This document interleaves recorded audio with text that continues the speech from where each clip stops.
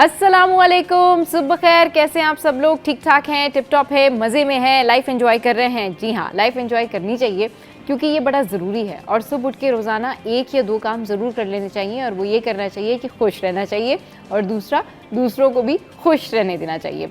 अच्छा जी, अब थोड़ी सी बात कर लेते हैं उन लोगों के हवाले से कि जो पेट लवर्स होते हैं, यानी कि जो कि बहुत ज़्यादा पेट्स अपने घर में पालते हैं, चाहे वो डॉग्स हों, कैट्स हों, या फिर कोई और एनिमल्स हो सकते हैं, परिंदे हो सकते हैं, या कुछ भी।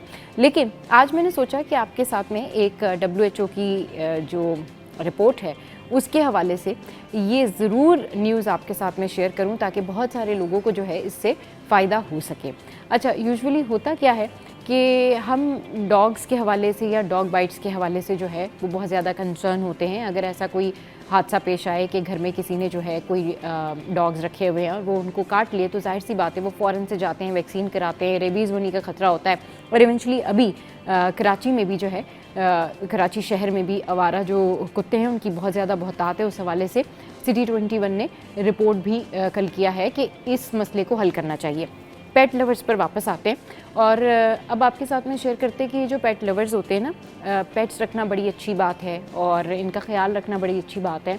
और इंसानों के साथ हमदर्दी हो, जानवरों के साथ हमदर्दी हो, दरख्तों के साथ हमदर्दी हो, हमदर्दी होना, हमदर्दी रखना, ये बहुत अच्छी बात है। लेकिन अब जो लोग बिल्लियाँ पालते हैं वो ज़रा ये सुन लें कि आप बिल्ली पालें, बिल्ली को आप बहुत अच्छे से रखें, बिल्ली से आप प्यार करें, उसके खाने का पीने का ख्याल करें, लेकिन अपना भी ख्याल रखें।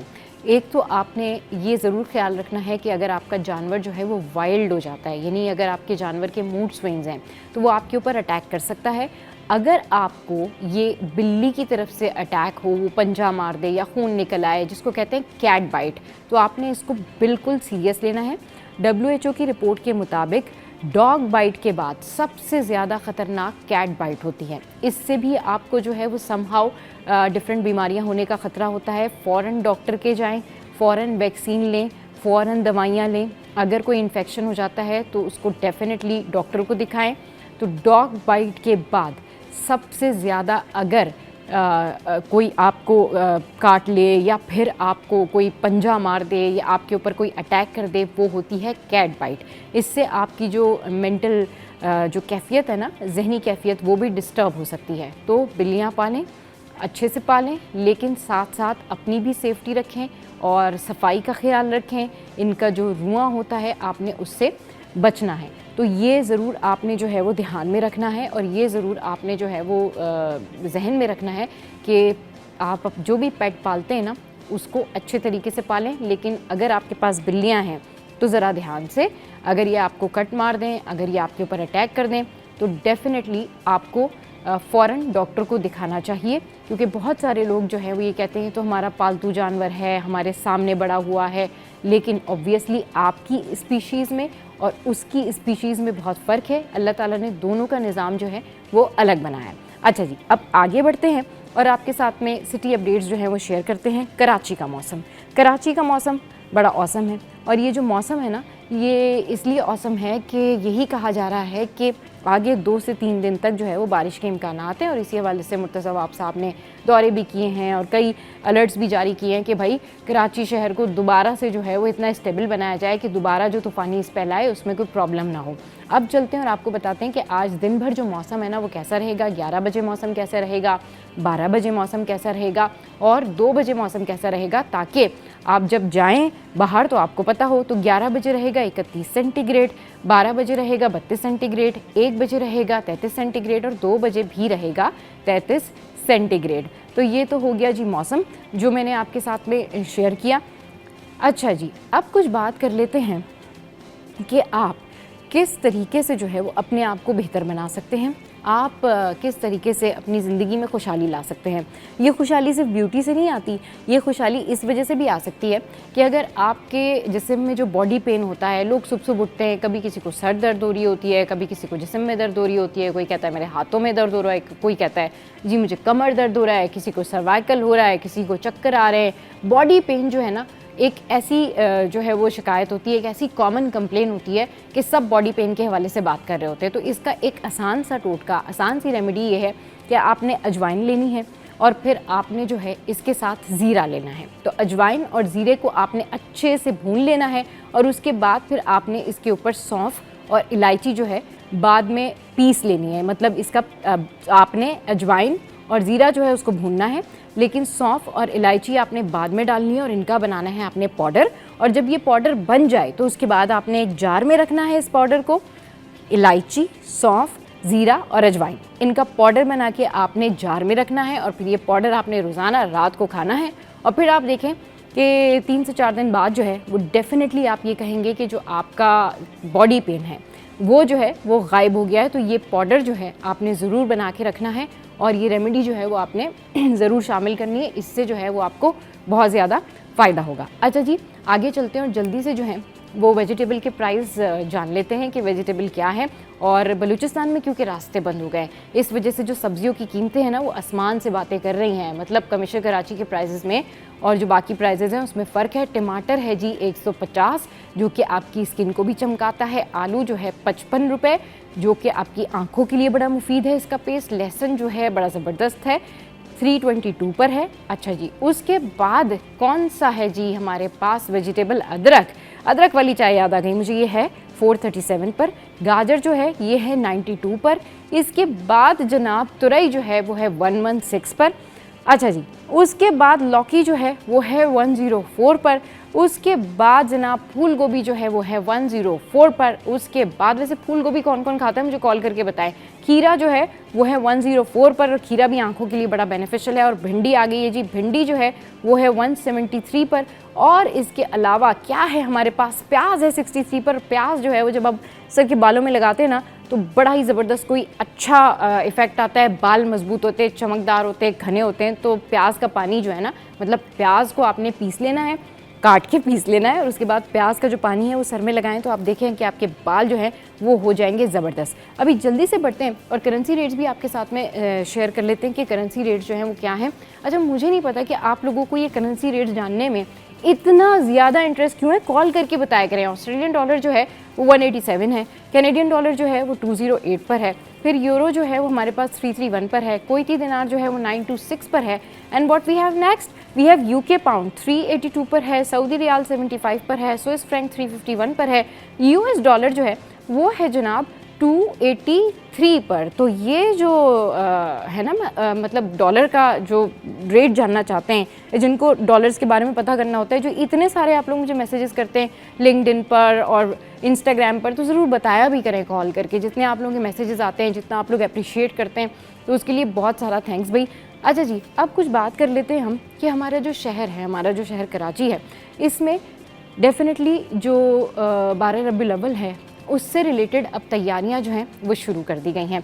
और जैसे ही चांद जो है वो नज़र आया था, चांद का ऐलान हुआ था, तो ये तैयारियां शुरू कर दी गई थी। गवर्नमेंट लेवल पर भी जो है अकीदत और एहतराम के साथ इसको मनाने का कहा गया है। ये 12 के 12 दिन जो है वो सेलिब्रेशन किए। तो मेयर कराची ने इस हवाले से, इस सेलिब्रेशन के हवाले से ये कहा है कि कराची शहर की जो सफाई है, सुथराई है, उसका ख़ास ख्याल रखा जाएगा और स्ट्रीट लाइट्स को ऑन रखा जाएगा। और ओवरऑल उन्होंने जो है वो इंतज़ामिया को, मैनेजमेंट को ये हुक्म दिया है कि भाई आपने शहर को साफ़ सुथरा रखना है, स्ट्रीट लाइट्स को ऑन रखना है। और माशाल्लाह ये आप देख सकते हैं कि ये पुरवकार मनाजिर जो हैं अब हमें इसी तरह से देखने को मिलेंगे। तो ये सारी सूरत हाल है जो हमने आपके साथ में शेयर की। अच्छा जी, शो में यहाँ वक्त है ब्रेक का, क्योंकि मुझे थोड़ी सी चाय पीनी है और आप भी छोटा सा ब्रेक लेना है। छोटे से ब्रेक के बाद जब वापस आते हैं तो फिर करेंगे आपके साथ में ढेर सारी बातें और दिखाएंगे आपको कि हानिया आमिर का नया शूट क्या है। Stay with us. Welcome back. तो जनाब वापस आते साथ ही एक और रेमेडी आपके साथ में शेयर कर लेती हूँ। ये रेमेडी है, बहुत सारे लोग परेशान होते हैं कि उनके जो पोर्स होते हैं वो खुल जाते हैं और उस वजह से जो उनका मेकअप है वो इतना अच्छा नहीं होता है, स्किन टाइट नहीं लगती, ग्लो नहीं आता। तो भाई ये तो मसला फ़ौरन से सॉल्व हो सकता है और ऐसे सॉल्व हो सकता है कि खुले पोर्स के लिए आपने करना ये है कि आपने एक अंडे की जो सफ़ेदी है वो लेनी है। अब अंडे की सफ़ेदी लेने के बाद आपने इसमें चंद कतरे जो है ना, कुछ ड्रॉप्स आपने लीमू के डाल लें। अब जब आपने इसमें लीमू का रस आप डाल लेंगे तो फिर अच्छी तरीके से इसको फेंट लें। उसके बाद फिर आपने ये मिक्सचर जो है ब्रश या रुई की मदद से, यानी ब्रश लें या फिर रुई लें, कॉटन की मदद से पूरे चेहरे पर लगा लें। और उसके बाद जब ये मास्क अच्छी तरीके से ड्राई हो जाए, यानी 15 से 20 मिनट बाद, तो टिश्यू पेपर लें उससे आप अगर इसको रिमूव करना चाहते हैं तो कर लें, या फिर जिस तरीके से आपको फिजिबल लगता है आप उस तरीके से इसका मास्क जो है वो रिमूव करके ठंडे पानी से मुंह धो लें। और हफ्ते में तकरीबन 2 बार आपने ये जो है रेमेडी करनी है, और उसके बाद आप देखें कि आपके जो पोर्स हैं वो बंद हो जाएंगे, क्लोज हो जाएंगे, सुकड़ जाएंगे, और जल्द जो है वो आपकी स्किन जो है वो टाइट हो जाएगी, और साफ साफ जो है वो आपकी जो रंगत है ना वो ज़रा ज़बरदस्त हो जाएगी। अच्छा जी, आगे बढ़ते हैं और बात हो रही ब्यूटी की, तो हेल्थ की बात भी कर लेते हैं कि शहर में जो बीमारियां हैं ना अब वो फैल रही हैं। जो छोटे बच्चे हैं उनमें अब ये बीमारियों का जो खतरा है वो बढ़ गया है, और इस वजह से बढ़ गया है कि बारिशों के बाद फूटने वाली जो बीमारी होती है ना, तो लोग उसका ख्याल नहीं रखते, सफाई का ख्याल नहीं रखते हैं। तो भाई जो डॉक्टर्स हैं उनका यही कहना है कि इस मौसम में आप उबला हुआ पानी पिएँ और इसके अलावा सफाई का ख्याल रखें। अच्छा, जो मर्ज़ कॉमन है अभी फ़ौरन बारिश के बाद, उसमें डायरिया है, गैस्ट्रो है और दीगर बीमारियां हैं, जिसकी वजह से जो है ये प्रॉब्लम क्रिएट हो रही है। अच्छा जी, अभी जल्दी से आपके साथ में जो है एक और खबर शेयर कर लेते हैं। It's about education. हमारे यहाँ जो एजुकेशन का निज़ाम है उसमें इसी तरह की खबरें रोज़ाना आ रही होती हैं। रिज़ल्ट आ गया, उसके बाद तहफ़्फ़ुज़ात, रिज़ल्ट नहीं आया, तहफ़्फ़ुज़ात, रिज़ल्ट क्यों नहीं आ रहा, तहफ़्फ़ुज़ात, रिज़ल्ट आ गया, तहफ़्फ़ुज़ात, पता नहीं हमारे बोर्ड सिस्टम कब ठीक होंगे। तो जनाब, मैट्रिक बोर्ड कराची में तलबा का रश है, किसी को सिंधी तो किसी को केमिस्ट्री के पर्चे में एब्सेंट कर दिया। मतलब ये अनोखी खबर है जी। अच्छा, फिर उसके बाद जो हेल्प डेस्क है वो भी मुआवनत फराहम करने से कासिर है। जाहिर सी बात है, यही होता है कि आप कॉल करें, नंबर बिजी, या वो कहते हैं कल बताएंगे। फिर तलबा को जो है वो अब फॉर्म थमा दिया गया है और एब्सेंट कर दिया है कुछ लोगों को। आप सोचें, तो तलबा ये कहते हैं कि भाई जिनके पेपर रुक गए हैं वो मुतासिर हो रहे हैं। मतलब एक शख्स गया है, उसने जाके पेपर दिया है और आप सोचें कि उसको एब्सेंट कर दिया, तो वो फिर तो होगा क्या, मतलब वो सोचेगा क्या, वो इंसान करेगा क्या। तो ये जो है वो सूरत हाल है।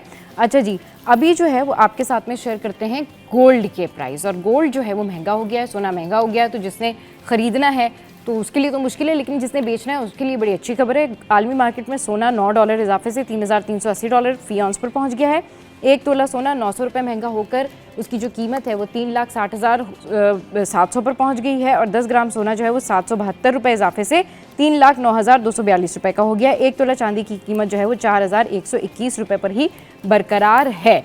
अच्छा जी, अब चलते हैं और आपको बताते हैं कि दरख्त लगाना बड़ा अच्छा काम है, और प्लांटेशन के हवाले से जितना भी लोग काम करते हैं ना, ये बड़ी अच्छी बात है। इसी हवाले से जो है वो 150 साल पुराना ये बरगद का दरख्त था जिसकी जड़ों को दीमक खा गई थी।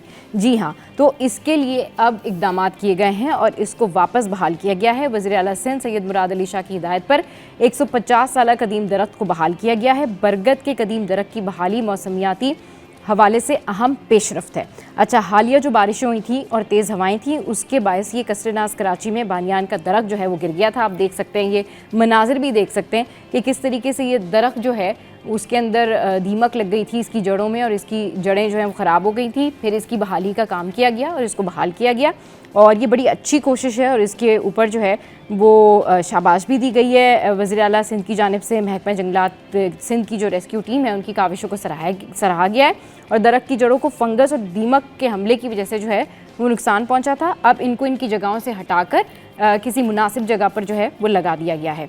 अच्छा जी, ये सारी सूरत हाल है, और अभी आपके साथ में शेयर कर लेते हैं कि सिंध हाई कोर्ट में जो अहम समातें हैं वो कौन कौन सी हैं। तो अहम समातें जो हैं सिंध हाई कोर्ट में वो कुछ इस तरीके से हैं कि आज आइनी और रेगुलर बेंच के रूबरू अहम केसेस की समात के लिए मुकर्रर। इसमें है मिसिंग पर्सनस, गैर कानूनी तामीरात, तजावुज़ात से मुतालिक दरखास्तों पर समात। अच्छा, इसके अलावा दरखास्त पर समात जस्टिस के आगा की सरबराही में 2 रुकनी बेंच कर रहा है। आगे बढ़ते हैं जनाब, आगे बढ़ते हैं और बात करते हैं कि फ़ैशन शूट्स, फ़ैशन की दुनिया में क्या हो रहा है। तो अब शूट्स ऐसे भी आ गए हैं कि आप पोइट्री भी करें और साथ साथ शूट भी करें, और ऐसा ही तो कुछ कर रही हैं हानिया आमिर। ज़रा देखिए तो कैसी लगी आपको ये मेहंदी और इस मेहंदी का स्टाइल। हम आपके लिए लाते रहेंगे नित नई चीज़ें जो कि आपको बहुत ज़्यादा पसंद है, और आपका फीडबैक हमारे लिए बहुत ज़्यादा ज़रूरी है। चले जी, शो में यहाँ वक्त तो एक ब्रेक का, ब्रेक के बाद जब वापस आएंगे तो फिर करेंगे बात कि कराची के मसाइल कौन हल करेगा, और हुकूमत पाकिस्तान और itself prime minister of Pakistan Karachi के बारे में क्या सोचते हैं, और कराची के मसाइल जो हैं वो कैसे हल करेगा विफाक, ये जानेंगे इस ब्रेक के बाद। हमारे साथ रहिए। Welcome back. कराची के मसाइल के ऊपर बात कर लेते हैं, और इसके ऊपर जितनी भी बात की जाए उतना कम है, लेकिन ये मसाइल कम नहीं होते। कराची के जितने भी स्टेक होल्डर्स हैं, पीपल्स पार्टी हो, जमात इस्लामी हो, MQM पाकिस्तान हो, ये सब आपस में ब्लेम गेम करते हैं। इनफैक्ट अभी जो रीसेंट रेन की सिचुएशन थी उसमें भी हमने ये सूरत हाल देखी कि अब उसके बाद जो डिज़ास्टर हुआ है उसके बाद अब ये इम्प्लीमेंटेशन हो रही है कि जी अब मज़ीद अगर रेन का स्पेल आता है तो उसको कैसे कंट्रोल करेंगे, कीमतें कैसे कंट्रोल होंगी, बिजली पानी और गैस के मसाइल कैसे हल करें। तो कौन सुनेगा कराची वालों की फरियाद। इस पर बात करने के लिए आज हमारे साथ इस वक्त हमारे स्टूडियोज़ में हमें ज्वाइन किया है हुकूमत पाकिस्तान के तर्जुमान है राजा खलीकुज़्ज़मान अंसारी साहब। उनको वेलकम करते हैं। अस्सलाम वालेकुम sir, welcome to the show. कैसे हैं आप? ठीक है। और उनके साथ हैं हमारे सीनियर करस्पॉन्डेंट खुर्शीद भाई। कैसे हैं आप? ठीक है सर। कराची के जो मसाइल हैं उसके हवाले से तो इतने सारे क्वेश्चंस बनते हैं कि मेरे ख्याल में ये एक क्या ये 10 प्रोग्राम्स भी जो हैं वो कम पड़ जाएं। लेकिन जो मेनली चीज़ें हैं उसमें कराची वालों की जो महरूमियाँ हैं वो यही हैं कि वो ये एड्रेस करते हैं कि कराची 75% से ज़्यादा रेवेन्यू जनरेट करके पूरे मुल्क को देता है। कराची एक ऐसा कहना चाहिए ना, कमाऊ कूथ जिसको कहते हैं, कमाऊ पूथ एक ऐसी एंटिटी है, एक ऐसी सिटी है जो कि बाकी शहरों को भी फुलफ़िल करती है उनके तमाम तर चीज़ों को। लेकिन कराची में पानी नहीं है, कराची में बिजली नहीं है, कराची के लोग जो है वो स्ट्रीट क्राइम का शिकार है। क्या सोच रहे हैं सर वफाक में, हुकूमत पाकिस्तान इस हवाले से क्या कर सकती है? वफाक अपने पास कोई पैसा नहीं रख रहा, सारा सूबों को दे देता है। सबसे पहली बात यह है कि ये एक गलत मैं समझता हूँ एक इंटरप्रिटेशन होती है। हाँ। कि जी कराची क्योंकि रेवेन्यू जनरेट करता है तो वापसी में कराची की हालत ये है। हाँ। हालांकि हम ये नहीं देखते कि वफाक पूरे सूबा सिंध की तरक्याती कामों के लिए जो सूबाई बजट एलोकेट करता है वो कितना है और वो कहाँ जाता है, सही उसका सवाल आवाम करेगी। हम देखें, इशू ये है कि PMLN एक इस मुल्क की जीती जागती एक हकीकत है और एक जमात है, सही। और पाकिस्तान मुस्लिम लीग नून जो है उसकी एक सूबे में हुकूमत भी है, वफाक में भी हुकूमत है जी। 18th अमेंडमेंट के बाद जब सूबों को इख्तियारात मिले और सूबों ने अपने इख्तियारात अपने हाथों में लेके डायरेक्टली वहाँ पे इन्वेस्टमेंट्स भी लेके आए और फिर जो उनको वफाक की तरफ से बजट मिलता है उस हवाले से तरक्याती काम करना शुरू कर दिए। तो हमने ये देखा कि पंजाब में जहाँ पे PMLN की हुकूमत बनी उससे पहले उस्मान बुज़दार जैसा नाअहल चीफ मिनिस्टर था वहाँ पे। हमारे पास ऑप्शन था बड़ा ज़बरदस्त, सारा बजट हम भी इधर उधर कर देते और हम कहते जी उस्मान बुज़दार ने ऐसा कर दिया, उस्मान बुज़दार ने ऐसा कर दिया। हमने ऐसा नहीं किया। हमारी मोहतरमा चीफ मिनिस्टर ने आके पहले दिन से काम शुरू किया। आप एजुकेशन सेक्टर उठा के देख लें, हेल्थ सेक्टर उठा के देख लें, IT सेक्टर उठा के देख लें, तजावुज़ात के हवाले से देख लें, सफाई सुथराई के हवाले से देख लें, हर फील्ड में डेली की बुनियाद पे वो रिपोर्ट लेती हैं अपने अफसरान से, ब्यूरोक्रेसी से। अपने जो उनकी टीम है वो इतनी एफिशिएंट और इतनी यंग टीम है कि उन्होंने काम करके दिखाया है। और आज उनके सख्त नाकदीन, सख्त मुखालफिन भी कहते हैं कि वहाँ काम हो रहा है। बिल्कुल, ये सब कहते हैं कि बहुत अच्छा काम किया। कराची में चूँकि यहाँ पे 3 ऐसी जमातें हैं जो आपस में, आपने खुद अपने इंट्रो में कहा कि ब्लेम गेम करते रहते हैं। हाँ। जमात इस्लामी कहती है पीपल्स पार्टी फंड नहीं देती, पीपल्स पार्टी कहती है आप लोगों के नाज़ में आपको पैसे मिल चुके हैं, MQM कहती है कि जी ये शहर में हमें वोट मिलता है, हम यहाँ से MNA MPA दें तो हमारी इजारादारी होनी चाहिए।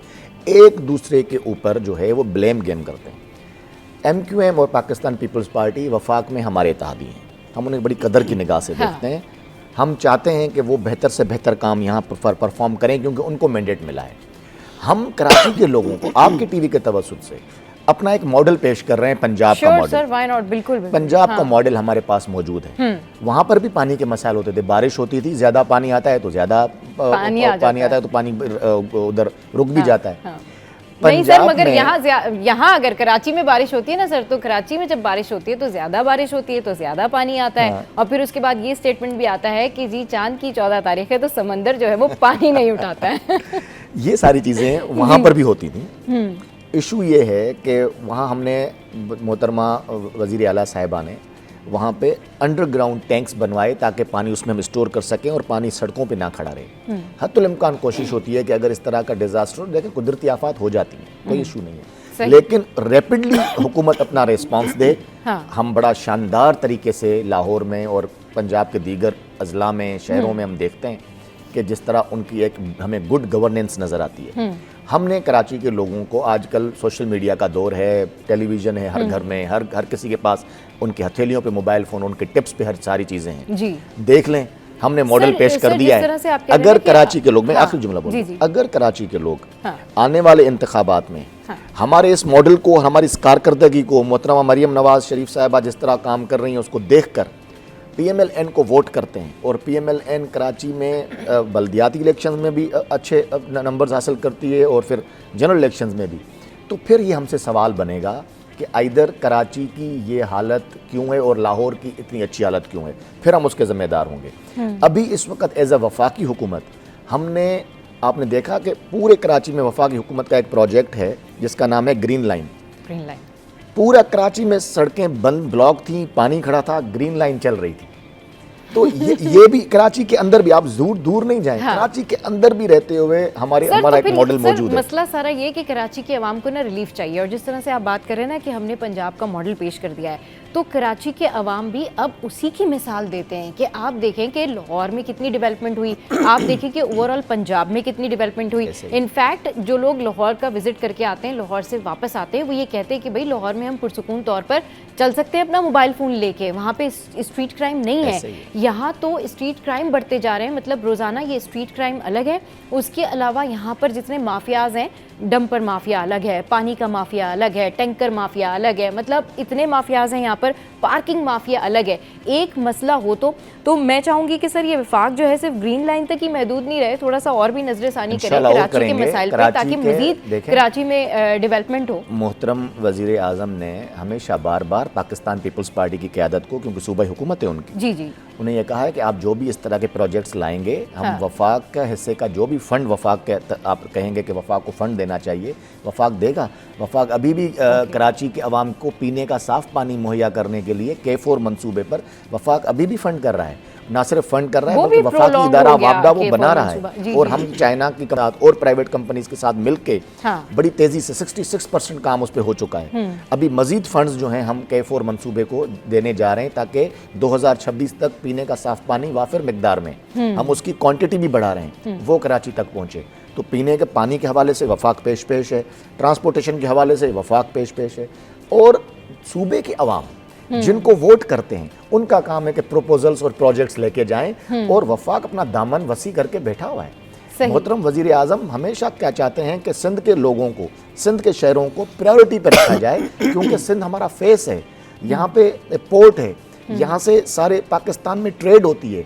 तो एक इंफ्रास्ट्रक्चर के हवाले से, उनकी डेवलपमेंट के हवाले से मोहतरम वज़ीर आज़म बहुत परेशान भी रहते हैं कि इनको ठीक होना चाहिए। अभी आपने देखा कि कराची से हैदराबाद और फिर हैदराबाद से सक्खर, ये जो मोटरवे, उसके लिए अभी पैसे रखे गए, ताकि हम चाहते हैं कि कराची टू पेशावर 1 मोटरवे हो।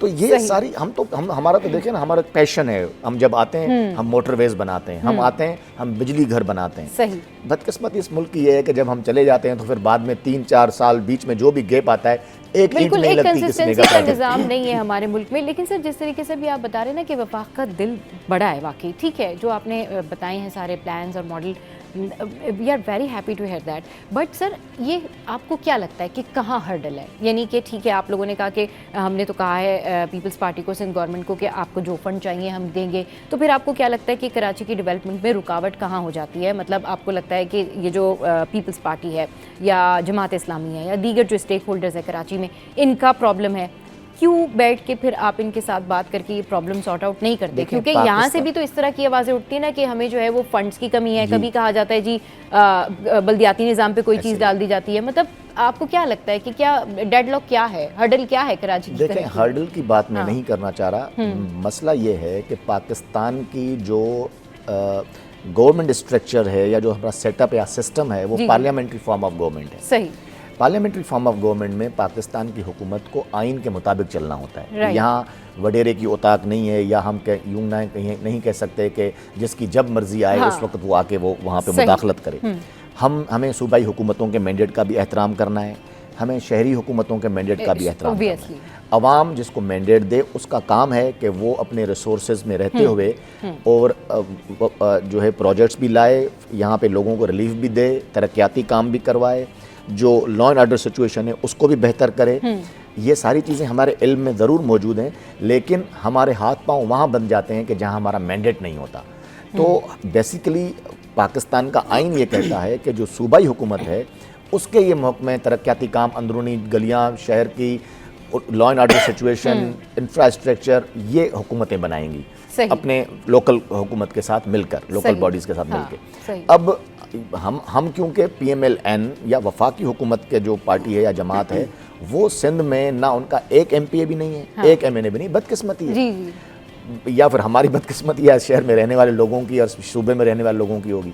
लेकिन मैं समझता हूँ कि पाकिस्तान पीपल्स पार्टी भी एक हकीकत है, एक जमहूरी जमात है। पीपल्स पार्टी जब अच्छा काम करती है भी एक हकीकत और एक जमात है। ज्यादा अप्रिशिएट करते हैं। तो हम चाहते हैं कि हम उनके साथ मिलके जो हमारे हिस्से का काम होगा हम करने के लिए तैयार हैं। मैं इंश्योर करता हूँ आपके इस कैमरा के तवस्सुत से, आपके चैनल के तवस्सुत से, मोहतरम वज़ीर आज़म से कई बार इस सिलसिले में बात हुई है और वो एग्री हैं, वो इस बात पे कभी भी इनकार नहीं करते कि जी वफाक अपना जो काम है सिंध के हवाले से वो ना करे, कभी भी नहीं करेंगे। वो हमेशा चाहते हैं कि वफाक के पास आप आएँ, प्रपोजल्स लेके आएँ, जो भी मुमकिन होगा वफाक के रिसोर्सेज में रहते हुए वफाक ज़रूर करेगा। अभी हालिया बारिशें जैसे हुई, उन्होंने चीफ मिनिस्टर से फ़ोन पे बात की, उन्होंने खालिद मकबूल सिद्दीकी साहब से बात की और उन्होंने कहा कि जी हाँ, हुक्म करें, जो भी मदद चाहिए हम हाजिर हैं। तो हम हाजिर हैं, आप कदम बढ़ाएं। चले खुशीब भाई, जिस तरीके से सर कह रहे हैं कि वफाक तो हाजिर हैं, मगर यहाँ पर भी जो सिचुएशन है अभी तक भी चीज़ें जो हैं वो ठीक करने की कोशिश की जा रही है कि लूप होल कहाँ थे, कभी जो है वो लियारी का दौरा हो रहा है, कभी कहीं।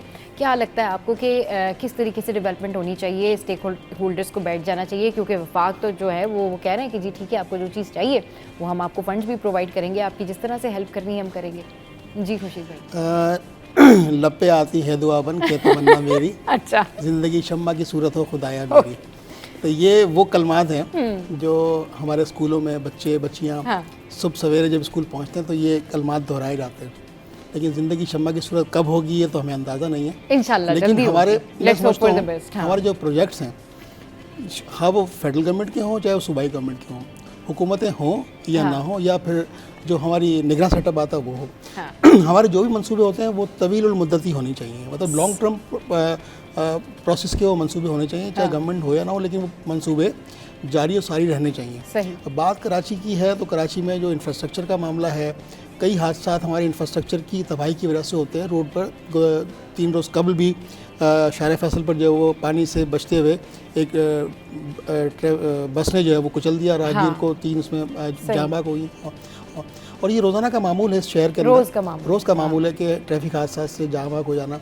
अच्छा, अब लगता यूँ है कि इंसानी जानों की कोई कदर ही नहीं रही है, क्योंकि डंपर ये जो मुसाफिर बसें ये लोगों को कुचल देती हैं। अब जो फेडरल गवर्नमेंट के जो काम हैं और जो सूबाई हुकूमत के काम है, ये मिलकर इनका एक कंसेंसस बनता है और उसमें ही इसमें आफाका हो जाता है सूबे का, हो पंजाब गवर्नमेंट का हो, KP का हो, सिंध का हो। अब कराची का जो बुनियादी मसला है वो है K4 पानी का मंसूबा, जो बहुत अरसे से, भाई वो भी तो इतना प्रोलॉन्ग हो गया है। अब उसको हतमी डेट दी है फेडरल गवर्नमेंट ने, जिस तरह अंसारी साहब ने कहा कि वो 2026 में मिलने जा रहा है। तो ये एक बड़ा अच्छा इनिशिएटिव है और ये शहरियों के लिए मैं समझता हूँ ये वो खुशी है कि जिसका कोई वो उनको इसका इजहार के लिए उनके पास लफ्ज़ नहीं होंगे। अगर पानी शहरियों को मिल जाएगा तो वो मैं समझता हूँ शहरी जो ना शुक्र अदा करेंगे कि भाई वफाकी हुकूमत।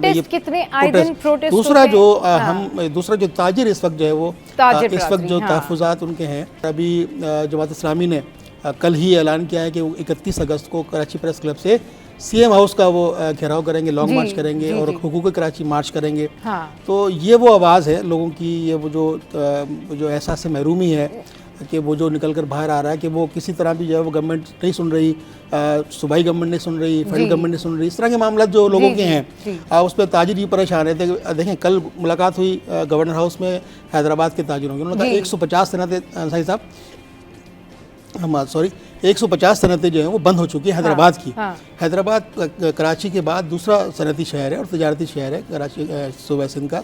और मैं समझता हूँ कराची की तरक्की से ही मुल्क की तरक्की वाबस्ता है। जब 150 सनतें हैदराबाद की बंद हो गई, इसी तरह कराची की भी कई सनतें बंद हुई और वो शिफ्ट हुई हैं, बांग्लादेश शिफ्ट हो गई, कई पंजाब शिफ्ट हो गई। देखें, सरमायाकार को जब तक महफूज माहौल मैसर नहीं आएगा तो वो सरमाया अपना इन्वेस्ट जो है वो किसी भी सरजमीन पर नहीं करेगा। पंजाब गवर्नमेंट ये फैसिलिटेट कर रही है सरमायाकारों को, बहुत अच्छा फैसिलिटेट कर रही है। उनको टैक्स की मद में, लॉ एंड फोर्सेस की मद में उनको सिक्योर माहौल फराहम कर। देखें, जब भी सरमायाकार को महफूज और अच्छा माहौल फराहम होगा, वो अपना सरमाया उसी सरजमीन पे लगाएगा ताकि वो अपना इन्वेस्ट कर सके। ऐसे हैं, और उस सरमाए से वहाँ की जो बेरोज़गारी है उसका भी खात्मा किसी तरह पे मुमकिन होता है। खा वो 2000 अफराद की सूरत में हो, 3000 अफराद की सूरत में हो, कहीं ना कहीं वो अकोमोडेट हो रहे होते हैं। तो अगर हमारे कराची के जो ताजिर हैं उनके मसाइल नहीं होंगे तो कराची के अंदर बेरोज़गारी बढ़ेगी और बदअमनी बढ़ेगी, चोरी डकैतियाँ बढ़ेगी, राजधानी बढ़ेगी। भाई आए दिन कराची के जो ताजिर हैं वो ये कहते हैं कि भाई हम इतने रिफॉर्म्स के लिए इतना काम करते हैं, शहर में टैक्स पे करते हैं, दीगर एक्टिविटीज़ करते हैं, तो फिर भी जो है वो उस हवाले से उनको उस तरह से फीडबैक नहीं दिया जाता, उस तरह से पुरम चीज़ें नहीं होती, टेबल टॉक नहीं होती। इस पर करेंगे बात, लेकिन छोटी सी ब्रेक के बाद आपने कहीं नहीं जाना, हमारे साथ रहना, stay with us. Welcome back. तो कराची के मसाइल के ऊपर डिस्कशन हो रही है और हुकूमत पाकिस्तान के जो तर्जुमान हैं खलीकुज़्ज़मा साहब वो भी हमारे साथ मौजूद हैं। सर, यहाँ पर जो स्ट्रीट क्राइम का हाल है और जो यहाँ पर दीगर मसाइल हैं, एक सबसे ज़्यादा जो डंपर और स्ट्रीट क्राइम, ये तो ऐसे हैं कि अगर कोई शख्स अपने घर से बाहर निकला है ना तो उसको यही नहीं पता कि वो सही सलामत वापस आ जाएगा या नहीं आ जाएगा। हमारे पास एक वीडियो है, अभी रिसेंट वीडियो है, ये वाक़या हुआ है कि किस तरीके से ये डकैत जो हैं लोगों को पकड़ते हैं, फिर उनका मोबाइल फ़ोन लेते हैं, फिर उनको मुर्गा भी बनाते हैं। ज़रा ये वीडियो देखिए, ये देखिए सर, ये वीडियो है, इसमें ये इससे जो है वो उसकी तलाशी ले रहा है कि भाई आपके पास क्या क्या है, जो कुछ भी है वो आप दे दें। एंड आई थिंक कि ये लग रहा है ये बंदा शायद नशे में भी है। ये वो कितना डरा हुआ है, ये जो लड़का है ये कितना डरा हुआ है। ये रैंडम जा रहा था, ये बिल्कुल रैंडम जा रहा था, कहीं पे भी जा रहा होगा, लेकिन इससे इसका मोबाइल भी छीना है। अब फिर भी उसकी जान बख्शी नहीं हो रही है, फिर भी वो दोबारा उसके पास वापस आया है, फिर भी देखें सर इसको थप्पड़ मारा है। फिर उसके बाद जो है ये दूसरा बंदा आया, आई डोंट नो ये बंदा कौन है या क्या है। फिर उसके बाद अब वो वापस जाने लगा है तो वो बेचारा वापस भी नहीं जा सकता, उसको बिला वजह उसको जो है वो रुस्वा भी कर रहे हैं। और अब ये सर इसको देखेंगे, ये इसको यहाँ पे ये मुर्गा भी बनाएंगे। तो ये जो सिचुएशन, ये देखिए मुर्गा बना के उसको मारा भी है। तो सर ये सिचुएशन है कराची के हालात की, और ये हमारे यहाँ पर जो है ना रोज़ किसी ना किसी शहरी के साथ ये वाक़यात होते हैं। अगर ये वाक़या नहीं तो कोई डंपर माफिया, ये वाक़या नहीं तो कोई और मुर्गी वाला ट्रक आ गया, इस तरह के हालात हैं सर। हालात इससे ज़्यादा वर्स थे। अच्छा। हालात ये थे कि मैं इस शहर का बासी हूँ, मुझे पता है इस शहर में हम डेली जिस तरह क्रिकेट का स्कोर पूछते हैं ना जी, हम डेली स्कोर पूछते थे, आज कितने लोग मर गए, टारगेट किलिंग का कितने लोग शिकार हो गए। और को पता है 50 से लेकर 80 तक, 50 to 80 रेट होता था डेली। लोग यहाँ पे टारगेट किलिंग होते थे, कत्लो गारतगरी का बाजार गर्म था, गैंग वॉर, यानी कि जो भी आप इंडियन फिल्मों में देखते हैं ना एक माहौल, या वो साउथ की फिल्मों में, ये कराची के शहर में होता था। यहाँ पे हम लोग कॉलेज स्कूल नहीं जा सकते थे, हम लोग नौकरियों पे नहीं जा सकते थे, जाते थे तो माएँ बहनें इतनी परेशान होती थी, घर में टेंशन। इस शहर के लोग साइकोपैथ हो गए थे, खौफ के माहौल में ज़िंदा रहते थे। फिर 2013 आया, मोहतरम नवाज शरीफ साहब वज़ीर आज़म बने। आते के साथ ही पहला विज़िट उन्होंने, जैसे ही आए ना कराची, कायदे आज़म के मज़ार पे आए, हाज़री दी और बानी पाकिस्तान के मज़ार पे खड़े होकर बानी पाकिस्तान से वचन किया कि मैंने इस शहर को अमन देना है। वहाँ से सीधा गवर्नर हाउस गए। I was in the meeting, मैंने देखा किस तरह से उन्होंने मीटिंग कंडक्ट की।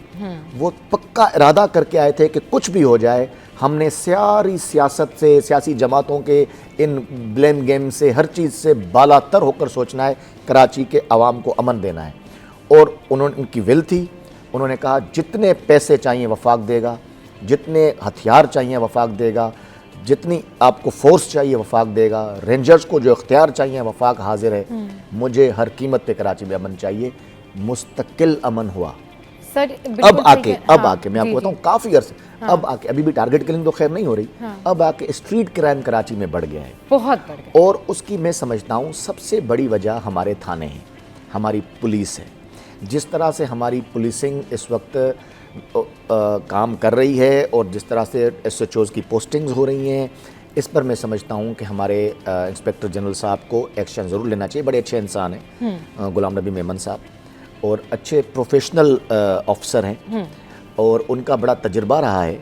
इन्हीं के दौर में कराची में ज़बरदस्त अमन भी हुआ है, लेकिन अब अगर ये वारदातें बढ़ रही हैं तो इन्हें अपने SHOs को, अपनी पुलिस को फिर एक दफ़ा वार्न करना पड़ेगा, मीटिंग बुलानी पड़ेगी, पुलिस रिफॉर्म्स लाने पड़ेंगे और पुलिस को बिल्कुल ठीक तरीके से काम करने के लिए मजबूर करना पड़ेगा। फिर हमारी दूसरे नंबर पे रेंजर्स है, जो जिसके मैं समझता हूँ स्ट्रीट क्राइम उनके ज़मरे में नहीं आता, वो सिर्फ दहशतगर्दी के उन चीज़ों के ऊपर रखते हैं। लेकिन रेंजर्स को की नफरी को, उनकी स्नैप चेकिंग को बढ़ाना पड़ेगा कराची शहर में, ताकि यहाँ पे लगे कि law enforcement agencies including police and rangers वो इस शहर में अमन व अमान और स्ट्रीट क्राइम को रोकने के लिए सीरियस हैं। मैं समझता हूँ कि बड़ी सीरियस अप्रोच की ज़रूरत है। कराची के शहरी ये डिज़र्व नहीं करते। पढ़ा लिखा शहर है, रोज़गार से लोग जाते हैं। सर आपने ये बात की, रोज़गार की बात की, पढ़ाई लिखाई की बात की, हमारे नौजवानों में बहुत टैलेंट है। कराची का जो यूथ है बहुत टैलेंटेड है। एज यू सेड कि आपने भी यहीं से पढ़ा, तो आपको पता ही होगा कि यूनिवर्सिटीज़ में कितने ज़्यादा टैलेंटेड लोग होते हैं। तो सर यूथ के लिए क्या प्लान्स हैं हुकूमत के पास? बड़े शानदार प्लान्स हैं जी। प्राइम मिनिस्टर का पूरा यूथ प्रोग्राम है। हाँ, अभी कराची में हमने क्रिकेट टैलेंट हंट किया। अच्छा। लाहौर कलंदर्स के साथ मिलके। सही। प्राइम मिनिस्टर यूथ प्रोग्राम ने सारा उसको यहाँ पे किया और राना मशहूद साहब खुद यहाँ आए थे। और मैं आपको बताऊं कि कराची, हैदराबाद, लाड़काना, सखर, यहाँ से एक टीम 11 लड़कों पर मबनी जो है वो लड़कों की तमाम शहरों में, यानी लाड़काना से मुझे खुशी ये सुन के हुई कि लड़कियों की टीम भी बनी है, लाड़काना से भी, सक्कर से भी, जबरदस्त लड़कियों की टीम। अच्छा, और मेरिट पे इस कदर मेरिट के प्राइम मिनिस्टर यूथ प्रोग्राम के जो सिंध के कोऑर्डिनेटर हैं, उनका बेटा फेल हो गया क्योंकि नहीं सही तरीके से खेल सका। जो ठीक खेले, जो टैलेंट पे उनको टैलेंट अल्लाह ने दिया था, बेहतरीन उनको मौका मिला। फिर लैपटॉप स्कीम, फिर उसकी एक नया एक आ रहा है कि उसमें ना सिर्फ हमने, क्योंकि यूथ जो है, जो स्टूडेंट्स हैं, बहुत ज़्यादा हमारा शो देखते हैं, तो ज़रूर आप उनके लिए बताएंगे। लैपटॉप में ये हम लेके आ रहे हैं कि इस दफ़ा उसकी तादाद भी बढ़ा रहे हैं ताकि ज़्यादा से ज़्यादा बच्चों को लैपटॉप मिल सके। फिर उसमें शफाफियत को भी और ज़्यादा बढ़ा रहे हैं ताकि, वैसे तो मैं इसका खुद गवाह हूँ। 2012 में भी जब हम 13 में 14 में जब हम ये लैपटॉप खुद जाके सिंध की मुख्तलिफ यूनिवर्सिटीज़ में देते थे, उस वक्त भी बड़ी ज़बरदस्त ट्रांसपेरेंसी होती थी, लेकिन हम उसको और मज़ीद ट्रांसपेरेंट कर रहे हैं ताकि मेरिट पे जाए। एक लैपटॉप पूरे पाकिस्तान में, लाखों लैपटॉप हम प्राइम मिनिस्टर यूथ प्रोग्राम के ज़रिए नौजवानों को, शागिर्दों को, तालिब इल्मों को देते हैं।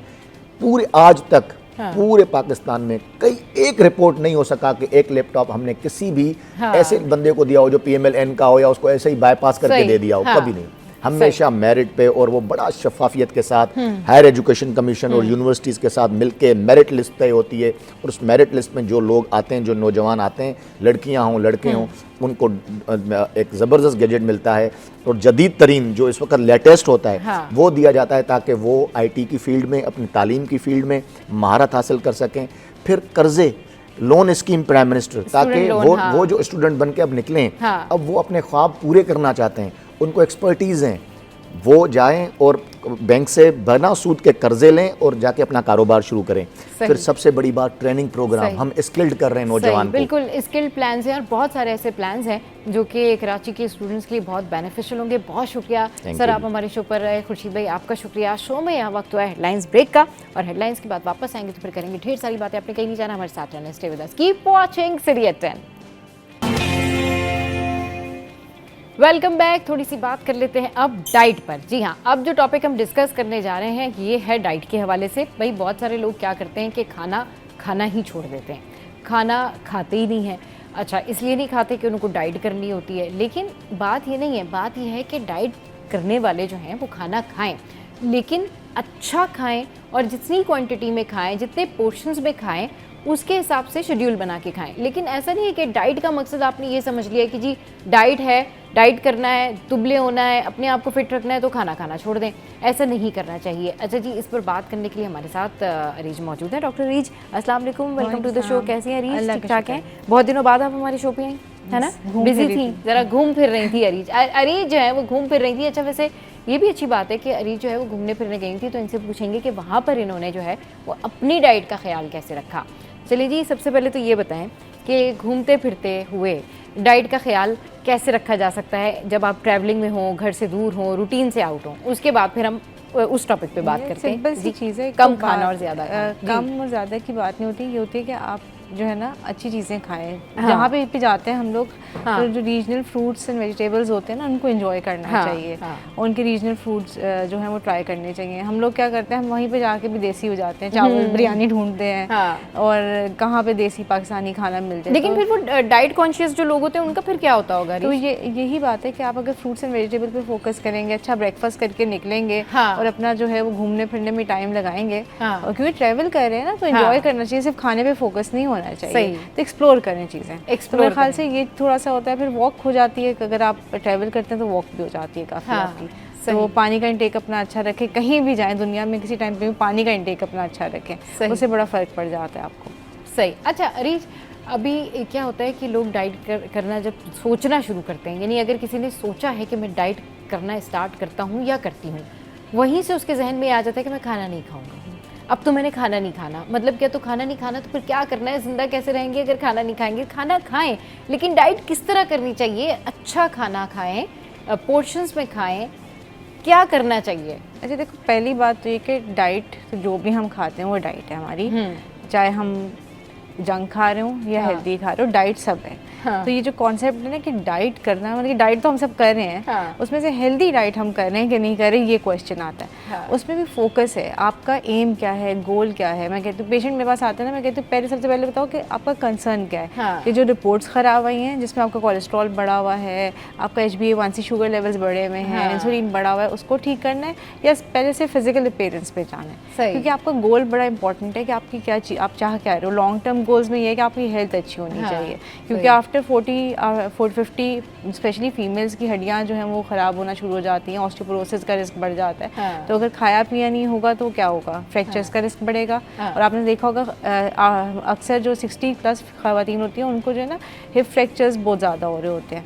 तो यही होता है कि डाइट, खाना पीना छोड़ दिया। तो खाना पीना नहीं छोड़ना, गोल पहले डिसाइड करें, उसके अकॉर्डिंगली हम लोग डाइट करते हैं।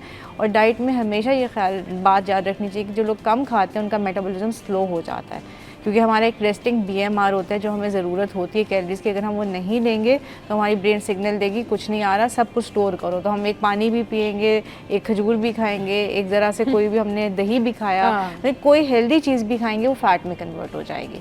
तो you have to take that enough calories जो आपका BMR पूरा करें। सही। अच्छा, ये जो आपने कहा ना कि इतनी कैलोरीज लेनी चाहिए कि जो कि आपकी बॉडी की नीड हो, यहाँ पर यूजुअली ये होता है कि अगर किसी ने डाइट स्टार्ट की है, उसको आप कितनी दफ़ा भी समझा लें कि आपने पोर्शंस में खाना है, वो दो एक्सट्रीम लेवल होते हैं, या तो नहीं खाएंगे या फिर इतना खाएंगे कि हमसे तो डाइट ही नहीं हो रही। अब ये जो पोर्शंस में खाना होता है ना, ये कुछ लोगों को लगता है मुश्किल। ये मुश्किल हल करने के लिए इसको किस तरीके से इंसान बेहतर बना सकता है या आसान बना सकता है कि आप पोर्शंस में खा लें, या जितनी आपकी बॉडी को कार्ब्स की नीड है उतना आप खा लें, जिस चीज़ की नीड है उतना खा लें। ये करना लोगों के लिए बहुत मुश्किल हो जाता है। तो वो कहते हैं भाई कोई आसान सी एक्सरसाइज ही हो, कोई जिम जाके कोई फैट बर्न हो जाए, लेकिन हो नहीं पाता ये। फिर देखो ये सारी चीज़ जो है ना विल पावर तो है आपके, क्योंकि आजकल एक एस्पेक्ट जो हम लोग न्यूट्रिशन में पढ़ते हैं वो काउंसलिंग कहा जाता है। Counselling plays an important role, क्योंकि जब तक काउंसलिंग नहीं होगी, जो पेशेंट है वो डाइट की तरफ नहीं आएगा, वो फोकस नहीं करेगा। वही बात है कि विल पावर ही नहीं होती। अच्छा, एक्सट्रीम पे नहीं जाना होता। सबसे ज़्यादा वो लोग होते हैं जो डिनायल में होते हैं कि हम कुछ खाते नहीं हैं।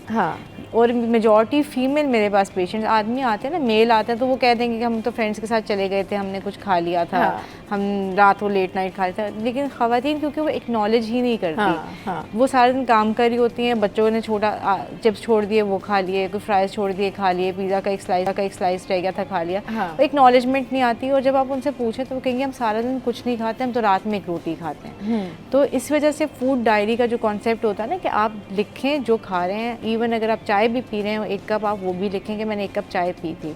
आप अपनी उससे आपकी कैलोरी काउंट होती है, क्योंकि हम लोग बहुत सारी ना कभी कभी हिडन कैलोरीज ले रहे होते हैं। आपकी रिक्वायरमेंट कैलोरी की जो ना, जिसका वेट ज़्यादा होता है उसकी रिक्वायरमेंट भी ज़्यादा होती है। तो अगर किसी का वेट बहुत ज़्यादा है, उसकी 2000 कैलोरी रिक्वायरमेंट है, तो अगर वो 1500 भी लेगा तो वो वेट उसका रिड्यूस होना शुरू होगा। 1500 कैलोरीज कोई कम कैलोरीज नहीं होती, आपके पूरे दिन की अच्छी खासी मील्स बन जाती हैं। अब हिडन कैलोरीज क्या होती हैं? बिस्किट खा लिए, अब आप एक बिस्किट खाएंगे अराउंड 50 कैलोरीज है अगर आप पैकेट वाला एक बिस्किट खा लेते हैं। आप कहेंगे मैं तो 2 बिस्किट ही खाए थे ना, तो वो 100 कैलोरी तो आपने उसमें ले ली, जिसमें शुगर कंटेंट भी आपका बढ़ गया, आपकी रिक्वायरमेंट पूरी हो गई, आपने हिडन कैलोरीज ले ली और आपका पेट नहीं भरा। तो उससे बेहतर हम कहते हैं कि आप मील वो लें जो आपको फिल करे, डेंस हो लेकिन न्यूट्रिएंट डेंस हो, कैलोरी डेंस नहीं होनी चाहिए। न्यूट्रिएंट डेंस का मतलब है कि जैसे सब्जियां खाएं आप, उसमें फाइबर भी जाएगा, आपको मिनरल्स भी मिलेंगे, विटामिन्स भी मिलेंगे। तो भूखे रहने का कॉन्सेप्ट कहीं नहीं है, बल्कि हम तो कहते हैं कि प्रॉपर अगर पेट भर के मील ली है या स्नैकिंग आपने भी करनी है तो फ्रूट्स पे करनी है, तो आपका पेट भरा रहे, देर तक आप सस्टेन करें उसको।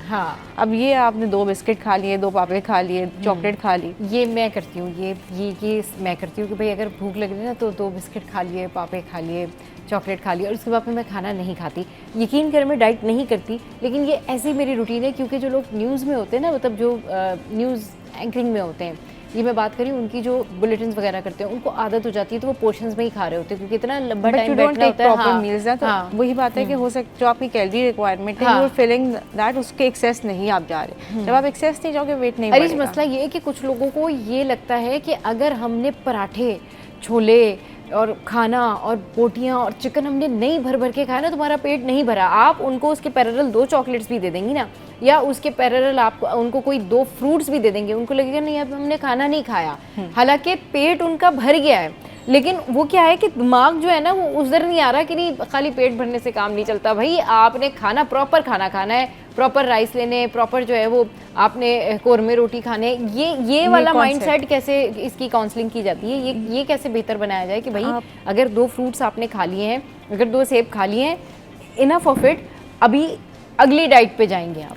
देखो ये बड़ा कॉमन सा मेरे पास अक्सर जो है ना आती है, हम रोटी छोड़ेंगे कमज़ोरी हो जाएगी। हाँ यही ना। अब मैं तो रोटी खाती नहीं हूँ रूटीन में, पर तो मैं तो काम ही ना कर सकूँ। हाँ, ऐसा मुझसे भी नहीं रोटी खाई जाती तो seriously. Roti is like grains जो हैं वो एक एडेड चीज़ है, हमारे नेचुरल फ्रूट्स में नहीं आता। नेचुरल फ्रूट्स में वो है जैसे फ्रूट्स एंड वेजिटेबल्स जो है ना आपको अल्लाह ताला ने दी हैं, वो आप लें।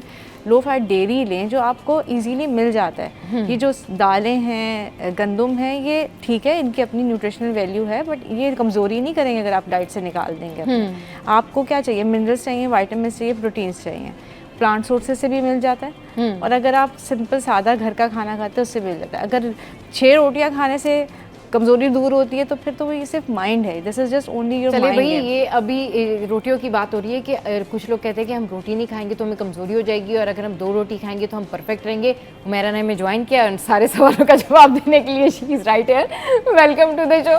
जी मेरा कैसी हैं आप? आज तो आपके मतलब की बात हो रही है, जरा ये बताएं कि रोटी नहीं खाएंगे तो कमजोरी हो जाएगी, और अगर रोटी खाएंगे तो चीज़ें बिल्कुल परफेक्ट रहेंगी। डाइट कंट्रोल करने के लिए या तो लोग क्या करते हैं, खाना खाना ही छोड़ देते हैं, या फिर अगर उनको पोर्शंस में खाना दिया जाए तो वो फिर इस तरह की बातें करते हैं कि ये तो नहीं, ये तो खा लिया है माइंड अगर फ्रूट खा लिया तो खाना तो नहीं खाया ना हमने, खाना तो खाना ही है। तो जरा बताएं ये क्या है? देखिए, जितनी चीज जैसे अभी अरीज ने कहा है, बिल्कुल सही बात कही है कि जरूरी नहीं है कि हमने गंदम ही खाना तो उसकी वजह से हमें वीकनेस हो जाएगी अगर हमने उसे छोड़ दिया। तो हमारे पास और भी सोर्सेज हैं। ये तो सिर्फ हमारे, मेरे ख्याल से एशिया में ये ऐसा है कि हमने गंदम खानी है, साथ में रोटी भी है, तो फिर उसके बाद मुरगन ग़िज़ाएं भी साथ साथ सैलेड भी है, तो दही भी रखा हुआ है। बहुत सारी चीजें हैं जो आपकी न्यूट्रिशन वैल्यू को पूरा कर देती हैं। आपने अब पोर्शंस की बात की है, तो पोर्शंस में तो हम बहुत कुछ ले सकते हैं। बॉइल्ड चने हैं, हम जब हम डाइट की तरफ आते हैं तो एक मिक्स सैलेड सा बनाते हैं ना, बड़ा अच्छा सा सैलेड होता है, उससे आपका पेट भर जाता है और न्यूट्रिशन वैल्यू भी मिल जाती है। लेकिन फिर बात तो वही है ना भाई, खाना तो नहीं खाया ना हमने, वो तो सिर्फ हमने सैलेड खा लिया है। फिर माइंडसेट की आ गई ना। देखें जी, रोटी अगर किसी को लगता है कि मेरा रोटी से और चावल से वजन बढ़ रहा है तो उसको थोड़े दिन के लिए स्किप कर दीजिए।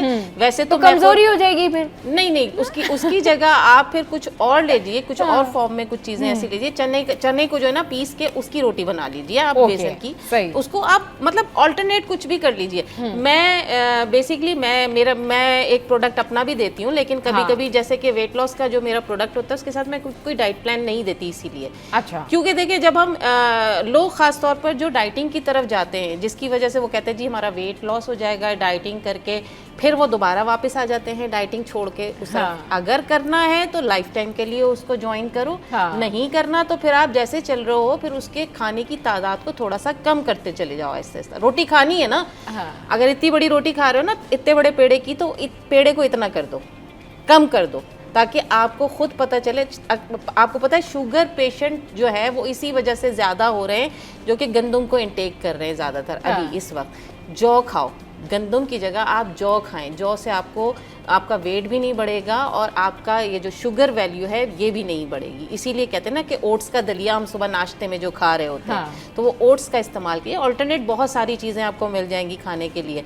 ये तो अब माइंडसेट भी अब बनता चला जा रहा है आहिस्ता आहिस्ता कि गंदम को थोड़ा सा आप लीजिए और उसकी जगह दूसरी कोई रोटी ले लीजिए मिक्स। आपको पता है अभी आटा चल रहा है जो शुगर के पेशेंट्स को दिया जाता है, तो मिक्स ग्रेन्स का जिसे मैं कह रही हूँ। तो आपके पास अल्टरनेट बहुत सारी चीज़ें हैं। और अगर आपको सूटेबल लगता है, जैसे कि मैंने आज तक ज़िंदगी में रोटी छोड़ी नहीं, मैंने हमेशा हर खाने को खाया है, लेकिन बैलेंस करके खाना खाना चाहिए ना। हम लोग यही तो गलती करते हैं कि बैलेंस करके खाना नहीं खाते। और अगर हमें कहा जाए डाइटिशियंस की जानिब से कि भाई वज़न कम करना है आपने, तो फिर आपने पोर्शंस में खाना है, सैलेड ले लीजिए, बॉयल जो है वो चने ले लीजिए या कोई ऑल्टरनेट मील ले लीजिए, तो हम ये कहते हैं नहीं ठीक है ये तो हम ले लेंगे, लेकिन खाना तुमने नहीं खाया ना, कमज़ोरी हो जाएगी। तो ये वाला माइंडसेट चेंज करने की ज़रूरत है। अपना वज़न कम करने के लिए आपको अगर थोड़ा सा बर्दाश्त करना पड़ता है तो वो थोड़ा सा बर्दाश्त करें, लेकिन वो बर्दाश्त आप कैसे करेंगे ये हम जानेंगे हुमैरा और अरीज से इस ब्रेक के बाद। हमारे साथ रहिए।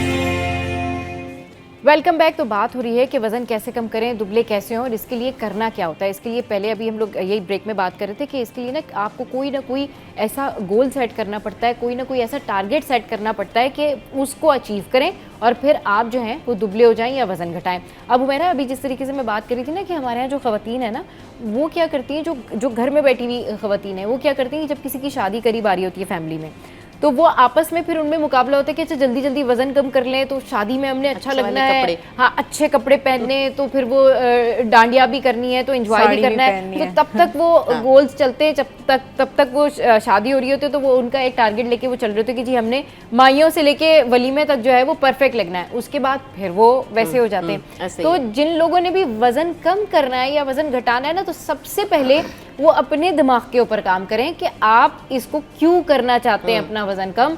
क्या आपको अपने आप से प्यार है, क्या आप खुद अपने आप को देख के अच्छे लगना चाहते हैं, या आप किसी दूसरे की वजह से या किसी रेसिंग की वजह से जो आप अपना वजन कम कर रहे हैं। देखो ऐसे बहुत सारे पेशेंट मेरे पास आते हैं कि 2 महीने बाद बहन की शादी है या भाई की शादी है, मुझे अच्छे आउटफिट बनाने हैं, तो मुझे जो है वेट तो मैं छड़ी तो नहीं घुमा सकती कि 2 महीने में आपका वजन जो है 10-20 किलो नीचे ले 10-20 किलो। तो ऐसे देखो, सबसे पहले ये सोच लो कि वजन बढ़ा बीमारियां शुरू हुई। सही। अगर आपको अपने आप से प्यार है, जैसे अभी अरीज ने कहा, अपने आप से प्यार होना चाहिए कि हमने सेहतमंद रहना है, मोटापा तो आने ही नहीं देना। और हर एक को पता है, आजकल हर एक को नॉलेज है कि अकॉर्डिंग टू योर हाइट कितना वेट होना चाहिए आपका। तो उस हाइट के हिसाब से आपने अपना वेट देखते रहना है। हर महीने 2 महीने में अपने वेट को चेक करते रहो। जैसे ही आपको लगे कि 2 किलो वजन बढ़ गया है, जैसे कि मेरा अभी बढ़ गया है, मुझे पता है कि मैंने बहुत कुछ खाया है अभी, और मुझे पता है मैं कंट्रोल कर लूंगी, मुझे पता है मैं नीचे ले आऊंगी, किस तरह लाना है। मैं कोई डाइटिंग करके नहीं लाऊंगी, मैं अपने खाने को थोड़ा सा कम कर दूंगी, बंद नहीं करूंगी, कम कर दूंगी। तो उससे मुझे पता है कि मेरा जो मेटाबॉलिज्म है इतना अच्छा है कि मैं नीचे ले आऊंगी थोड़े दिन में। मुझे करना है भी एक्सरसाइजेस वगैरह भी सब। और एक्सरसाइज ये नहीं सोचे कि आपने कुछ खा लिया तो उससे आपका वजन कम हो गया, बस जी उसमें आपने एक्सरसाइज अपने आप को हिलाना जुलाना भी है। ऐसे नहीं है एक जगह बैठ के कुछ खाओ लोगे तो वजन कम हो जाएगा। अपने आप को हिला जुला, क्योंकि हमारी लाइफ में फिजिकल एक्टिविटी बिल्कुल खत्म हो गई है। तो फिजिकल एक्टिविटीज को भी लेकर आइए अपने अंदर, और फिर उसके बाद आपने जो डाइट प्लान अपने लिए बनाइए कि आपने खाना क्या है।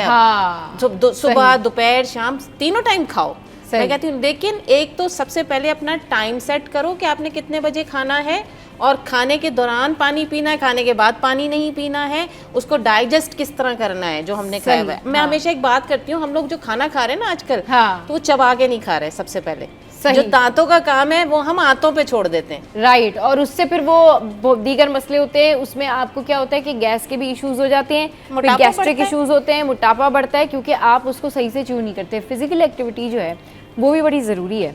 तो ज़रा अरीश बताएं कि अभी जिस तरीके से बताया हुमैरा ने कि भाई खाना चबा के खाएं, बैलेंस करके खाएं, पोर्शंस में करके खाएं, अच्छा खाएं, लेकिन कम से कम आपने जब ये सारी चीज़ें मेंटेन करनी है ना, तो इसको लॉन्ग टर्म भी प्लान करना है। ये नहीं है कि वक्ती तौर पे आप कर रहे हैं और फिर दुबले हो गए और फिर छोड़ दिया। ये बेसिकली लाइफ स्टाइल है ना।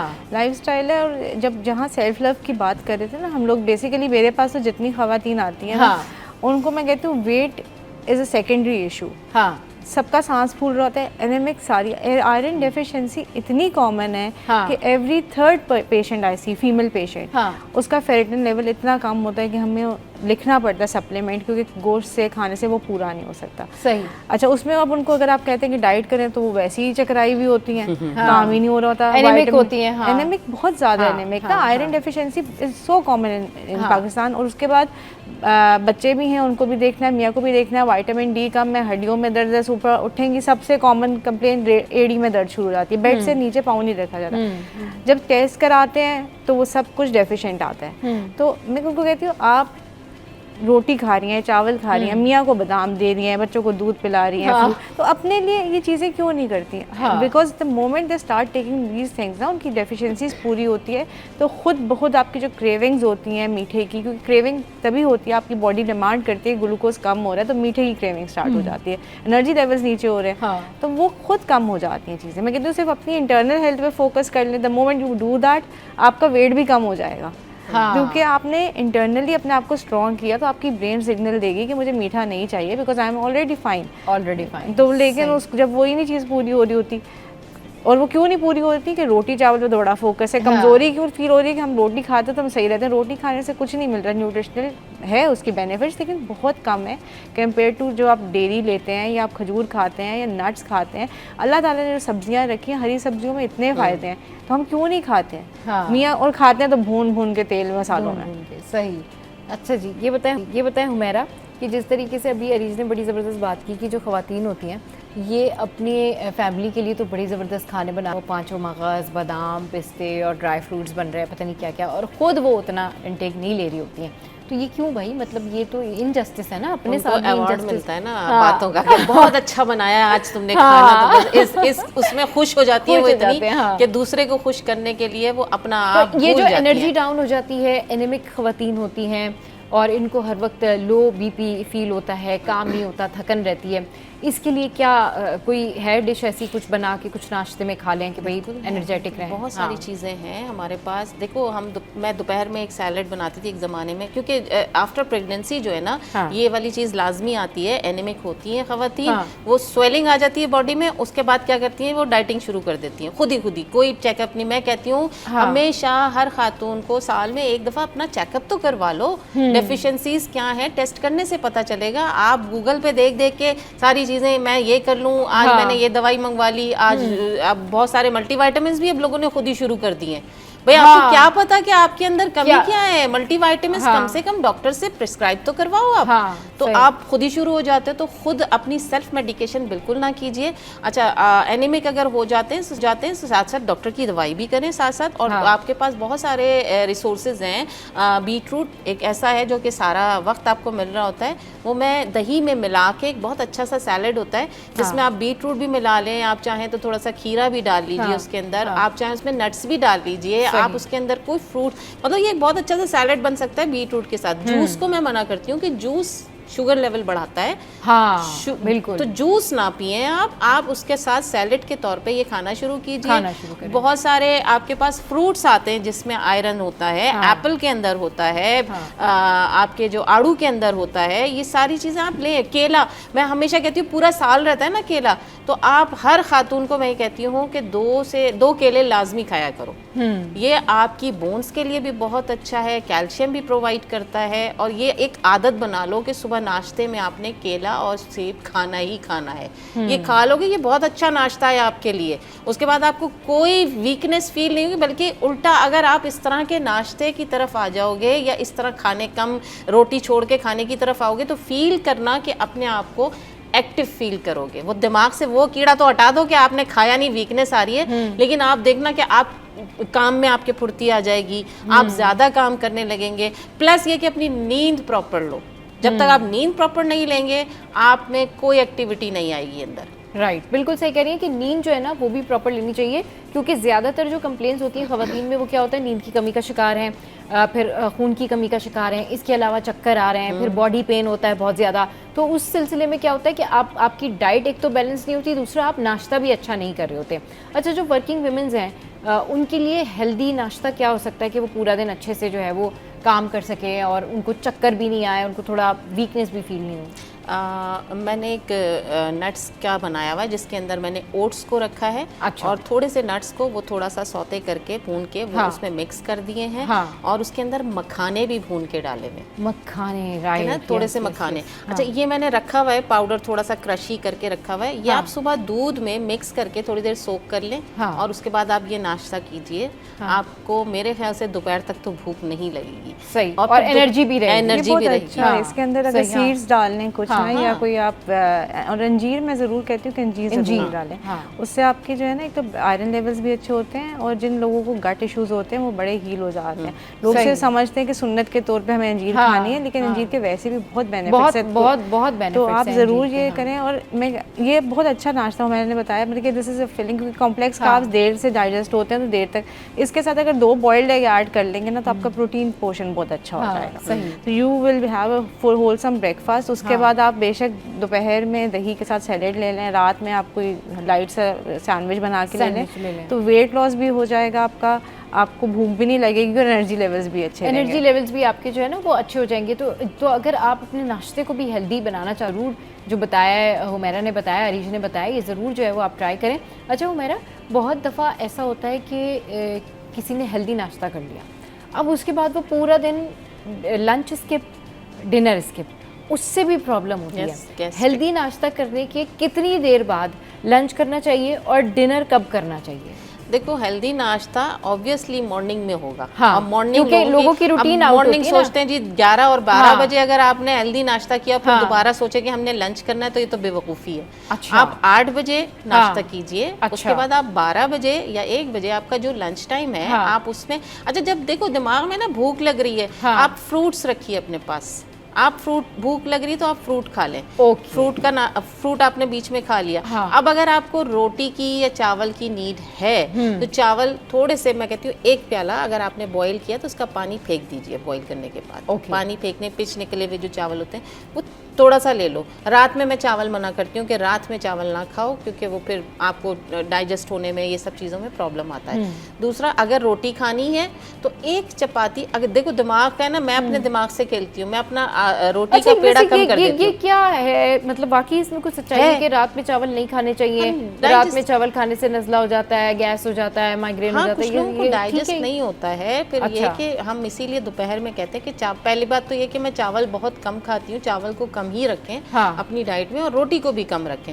रोटी मैंने ऐसा किया हुआ है, मैंने अपने पेड़े को जो है ना कम कर दिया, यानी समझो 1 रोटी की जगह आधी रोटी हो गई मेरी। सही। दिमाग में यह है कि मैंने रोटी भी खा ली। रोटी के साथ अगर आप कोई जैसे गोश्त का पोर्शन लेना चाह रहे हैं मीट का, तो वो आप सालन में भुने हुए जरूरी नहीं है कि वो खाएं। आप उसको बेक करके भी खा सकते हैं, आप बॉईल करके भी खा सकते हैं अगर आपको प्रोटीन लेना है तो। जो सैलेड बना रहे हो ना उसमें आप चाहे चिकन ले लो, आप चाहे मीट किसी भी फॉर्म में ले लो, आप उसको बॉईल करके उसी सैलेड में मिक्स करके वो खा लो, वो आपका प्रोटीन भी चला गया ना आपके अंदर। तो आप इस तरह ये भी कर सकते हैं। रोटी दिमाग में है तो वो छोटा पेड़ा करके वो खा लो, या फिर ये है कि जौ का आटा गूंद के, जौ की और बेसन की मैं ये मिला के रखती हूँ, फिर ये वाली रोटी खाओ। जौ का आटा और बेसन की रोटी? बेसन खाली बेसन की रोटी बन नहीं सकती, इसलिए मैं कह रही हूँ बेसन और जौ को मिक्स करके आप वो आटा गूंदे और उसकी रोटी बना के खाएं। वरना बेसन का ना बैटर बना के, जैसे आप पकोड़े का बैटर बनाते हैं, तो जस्ट मेक अ पैनकेक, उसमें आप सब्जियां डाल दें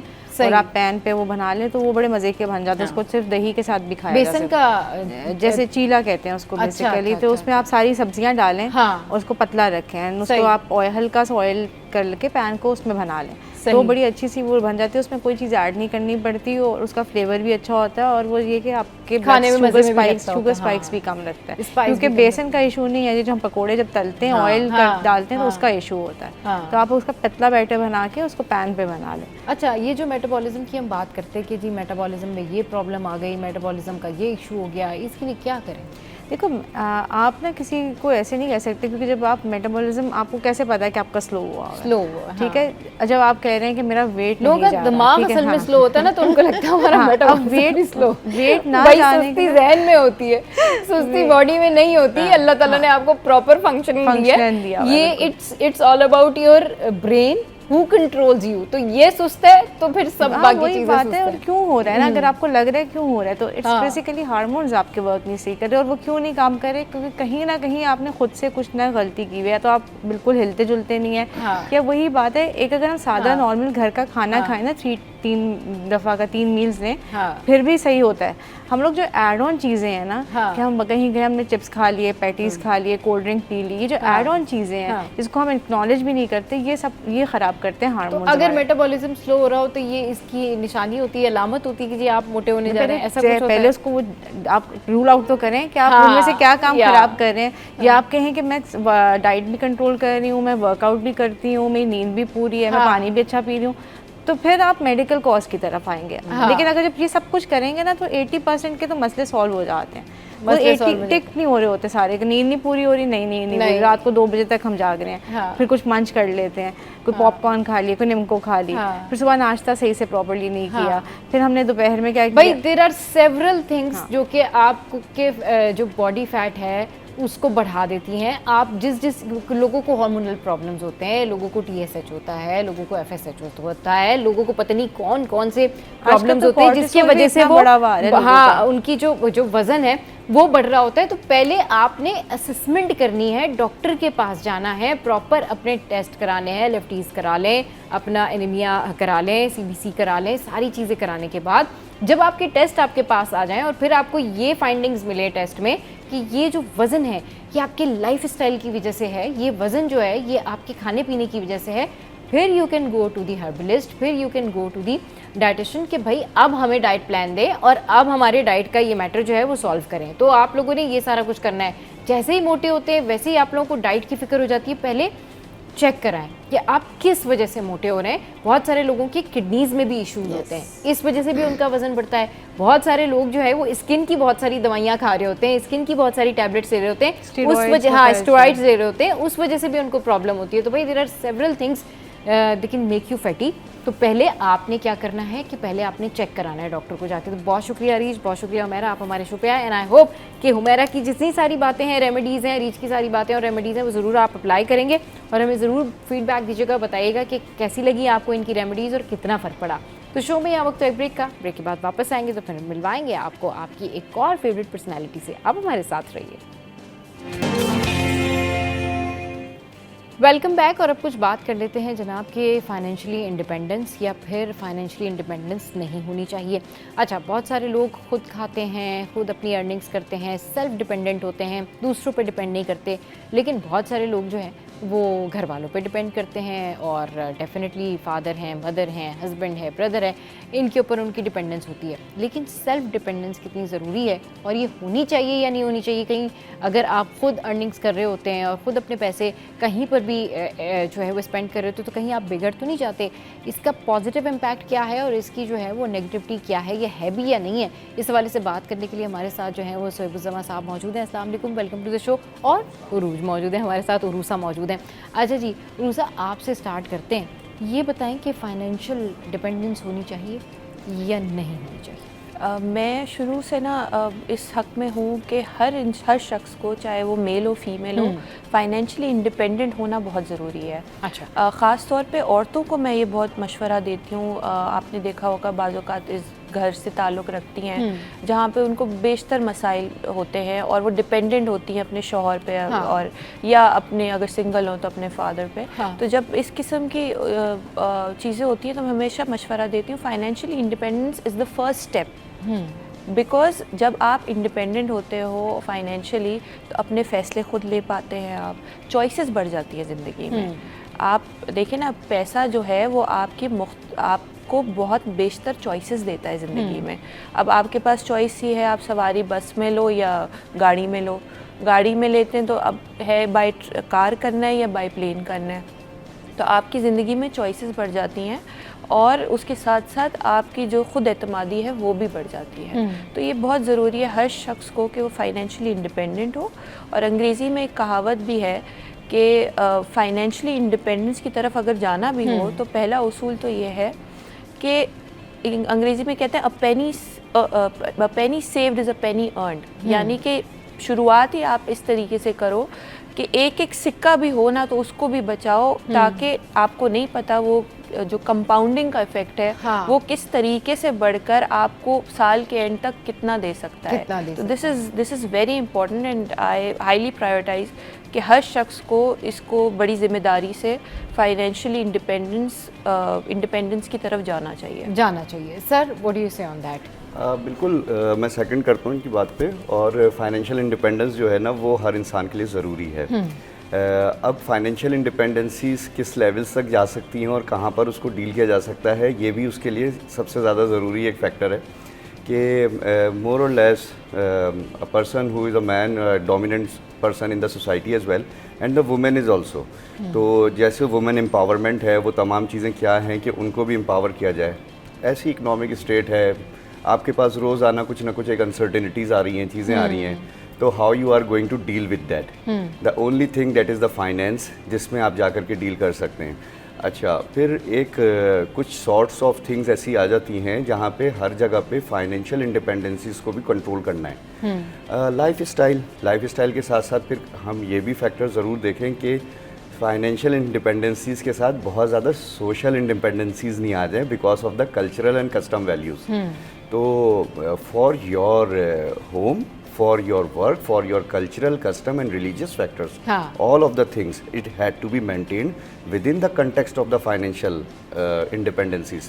So ये बड़ा larger interest है, इसमें पूरी कौम का ही भला हो जाता है। सही। अच्छा, जिस तरह से आप कह रहे हैं ना कि पूरी कौम का भला हो जाता है, तो सर बहुत सारे दफ़ा ऐसे होता है कि फैमिली से, फ्रेंड से या जो भी सर्किल होता है वो ये कहते हैं कि ठीक है, ये बड़ा अच्छी बात है कि आपको फाइनेंशियली जो है वो किसी के ऊपर डिपेंडेंट नहीं होना चाहिए और आप खुद अपना जो क्रिएट करते हैं, जॉब करते हैं या ख़ुद अपने जो एक्सपेंसेस आप करते हैं, वो बड़ी अच्छी बात होती है। लेकिन समहाउ कुछ लोग कहते नहीं, ऐसा नहीं होना चाहिए। इससे ये होता है कि अगर आपका हस्बैंड है तो उसको ये आदत लग जाती है कि जी ठीक है, ये तो अपना काम, ये तो सारी चीज़ें अपनी खुद कर लेती है। तो जब तक आप फादर के घर में हो रहे होते तो चले जी, ये होता है कि ये एक अच्छी बात है, एक अच्छी पॉजिटिव चीज़ें, लेकिन क्या वाकई इसका कहीं नुकसान तो नहीं होता? देखिए, it depends upon your cultural values, सबसे पहली चीज़। वही ना। अच्छा, कल्चरल वैल्यूज़ भी आपकी, आप देखें दुनिया भर में वो या तो रिलीजियस से या आपकी रिवायतों से बनती है। सही। तो इस फैक्टर को अगर नोट भी किया जाए तो वहाँ पर रहते हुए उस पर्सन को एक अपनी सेट ऑफ बाउंड्रीज जो होती हैं, फैमिली की तमाम जो रिक्वायरमेंट्स होती हैं, उस हद तक तो बहुत बेहतर है। लेकिन अगर वो एक लिबरलाइजेशंस में ऐसी चीज़ें ले आए जो कि आपकी एक फैमिली और एक लाइफ स्टाइल को मुतासर करने लग जाए, तो वहाँ पे आपके लिए वो फाइनेंस जो है ना कुछ दवा का काम नहीं करेगा, बल्कि थोड़ा सा वो आपके लिए कहीं ना कहीं चीज़ें आती है। It depends upon the life style कि आप उसको कैसे मैनेज कर सकते हैं। कैसे मैनेज एक्चुअली ऐसे रियल टाइम केसेस हमने देखे हैं जहाँ पे दो मुख्तलिफ ख़ानदान है, वहाँ एक ख़ानदान में बड़ा सपोर्ट किया जा रहा है कि जो औरत है वो काम करती है, क्योंकि आजकल इतना ज़्यादा क्राइसिस हो गया financially that even main want के भाई उनकी जो बीवियाँ हैं वो भी हाथ बटाएं घर में। एक तो ये सेट है। लेकिन उसके बरक्स एक और ख़ानदान ऐसा भी है जहाँ पे शौहर को शायद अच्छा नहीं लगता, जहाँ पे उसकी बीवी काम करे और वो उसके घर वाले बहुत बुरा समझेंगे इस चीज़ को, और उसके लिए और प्रॉब्लम्स क्रिएट करेंगे ना कि आसानियाँ क्रिएट करेंगे, जहाँ पे वो बच्चों को अलग संभाल रही है और वो काम भी कर रही है, साथ साथ में पैसा भी कमा रही है, और शायद उसका पैसा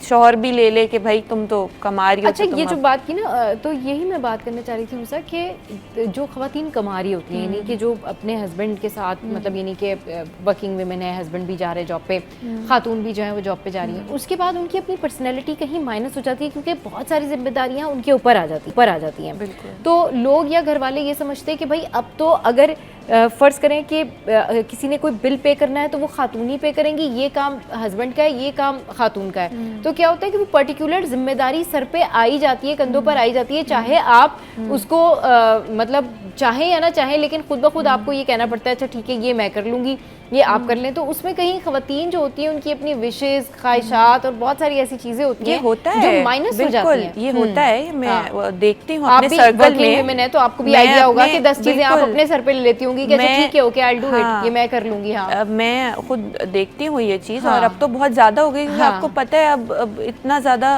अवेयरनेस आ गई है, ख़वातीन कर रही है काम, घर से निकल के कर रही है। तो हम ये चीज़ देखते हैं जहाँ पे बहुत सारी जिम्मेदारियां जो कि शायद पहले शौहर संभालता था वो अब बीवी के खाते में आ गई हैं और ज़बरदस्ती भी कुछ आ गई है। हाँ। तो अब इसमें मैं ये कहूँ कि अगर तो वो खुशी से कर रही है तो इसमें कोई हर्ज नहीं है। अगर वो खुशी से कर रही है तो ठीक है, लेकिन अगर जबरदस्ती कराया जा रहा है, तो छोटी बहनों की शादियां भी बड़ी बहन कर देती क्योंकि वो अर्निंग्स कर रही हैं। That is not ethically right. अच्छा, ये भी जो ये कंटेक्स्ट है ना कि अगर दोनों ही इस एस्पेक्ट से अगर देखते हैं, थोड़ा सा कस्टमाइज हो गई ये बात कि तो फिर ये फाइनेंशियल डिपेंडेंसी ही चल रही है अभी भी। हाँ, अगर देखा जाए इनसाइड ऑफ द कोई ना कोई किसी ना किसी पे डिपेंडेंट तो है ही। सही। इंडिपेंडेंसी जो है ना वो एक ऐसा पार्ट है, आपके पास इतना या तो सेविंग है, पैसा है कि आप तो ये सोच रहे हैं मैं अर्ली रिटायरमेंट में चला जाऊं। हाँ। यानी कि मुझे आगे जाने के लिए मजीद काम नहीं करना हो, मेरा लाइफ स्टाइल ऐसे ही चलता रहे और फ्यूचर के लिए मेरे पास सेविंग जनरेट्स हो रही हो।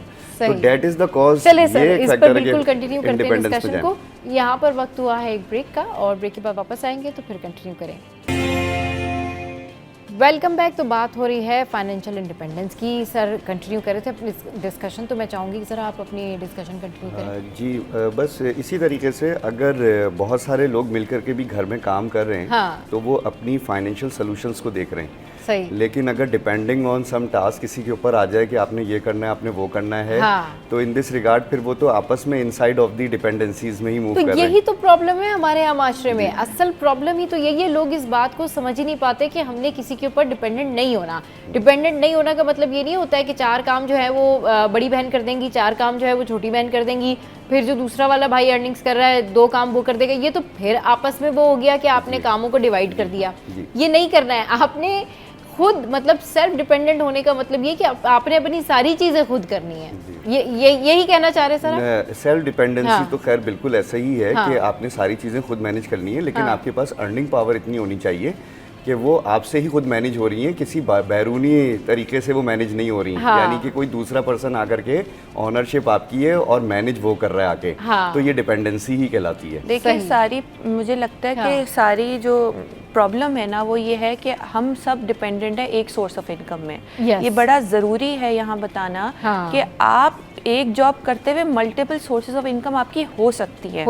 कैसे हो सकती है? आप इन्वेस्टमेंट्स कर सकते हैं, आप रेंटल ले सकते हैं, कोई प्रॉपर्टी लेके आप फॉरेक्स कर सकते हैं। लेकिन ये याद रखिएगा आजकल बहुत सारे इन्फ्लुएंसर्स हैं जो कि इस तरह पोर्ट्रे कर रहे हैं अपना लाइफस्टाइल जो कि उनका है नहीं एक्चुअली, लेकिन just to attract the audience. So it's very important कि आप किसको फॉलो कर रहे हैं। जिसको फॉलो कर रहे हैं पहले तहकीक कर लें वो आया सही भी है, एथिकली जो काम कर रहा है वो सही भी कर रहा है या नहीं कर रहा। बिकॉज ख़ास तौर पे आजकल आप लोगों ने सबने सुना होगा बहुत सारे ऐसे इन्फ्लुएंसर्स सामने आए हैं जिनको बहुत बेशतर यंगस्टर्स फॉलो कर रहे थे, लेकिन पता चला कि वो बहुत बड़ा स्कैम हो रहा था। इशू ये है कि जब किसी को आप फॉलो करते हैं ना तो उससे पहले आपको खुद अपना माइंड मेकअप करने की बहुत ज़रूरत होती है।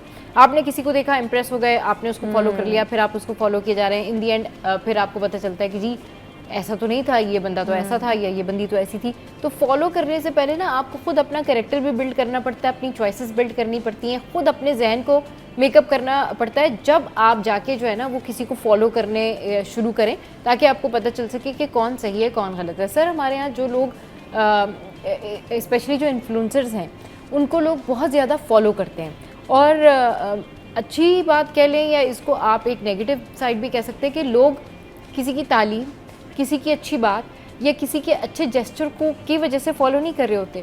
गाड़ी, अर्निंग्स, कितनी जल्दी कितना कमा लिया, कौन कहाँ घूमने गया हुआ है, कौन सी डेस्टिनेशन है, कौन सा जो है ना वो ड्रेस पहना हुआ है, इन चीज़ों से इम्प्रेस होकर दूसरों को वो फॉलो कर रहे होते हैं। तो वो फिर फाइनेंशियल जो है वो सेल्फ डिपेंडेंस तो वो नहीं आ सकती क्योंकि इतनी सारी चीज़ें आपकी एक तनख्वाह में तो नहीं आएंगी, यहाँ डिज़ास्टर हो जाता है। जी, इसका एक सबसे बड़ा बुनियादी मकसद ये है कि लोगों के अंदर जो है ना एक कैपेसिटी बिल्डअप हो गई है हैव नॉट्स की, कि वो हैव नॉट्स में अपने आप से ही लड़ रहे हैं। सही। यानी अब वो सामने वाले को तो देख के कहते ही हैं कि हमें ये चीज़ चाहिए, लेकिन उसकी कंपटीशन में ये है कि अब मुझे पहले ये चीज़ मिल जाए, मैं चला जाऊँ यहाँ पे, या यहाँ पे सेल लग गई है, ये चीज़ मिल गई है, तो मैं जाकर के सबसे पहले उसको ले लूँ। तो वो हैव नॉट्स कैटेगरी में आ जाते हैं।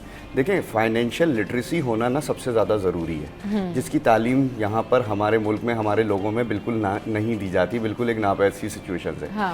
दूसरी बात, एक बहैसियत एज पढ़ाने के रोल से मैं ये चीज़ ज़रूर बताऊँगा, आगे आने वाले यंगस्टर्स को भी ये मैसेज दूंगा, और जो लोग मौजूद हैं, आपकी जिस दिन the day you are earning your salary और योर इनकम, चाहे वो बिजनेस से हो या आपकी जॉब से हो, आप सबसे पहले उसमें से पैसे निकाल करके अपने आप को दे दें, अपनी किसी इन्वेस्टमेंट में दे दें। जैसा मैडम ने ये चीज़ बताई यहाँ पर कि आप अपनी इन्वेस्टमेंट करें, आप आगे लेके जाएं, दैट्स द राइट डायरेक्शन। सबसे पहला काम आपको अपना एक फैमिली मेम्बर वो बनाना है जिसको आप खुद पैसे दे रहे हैं।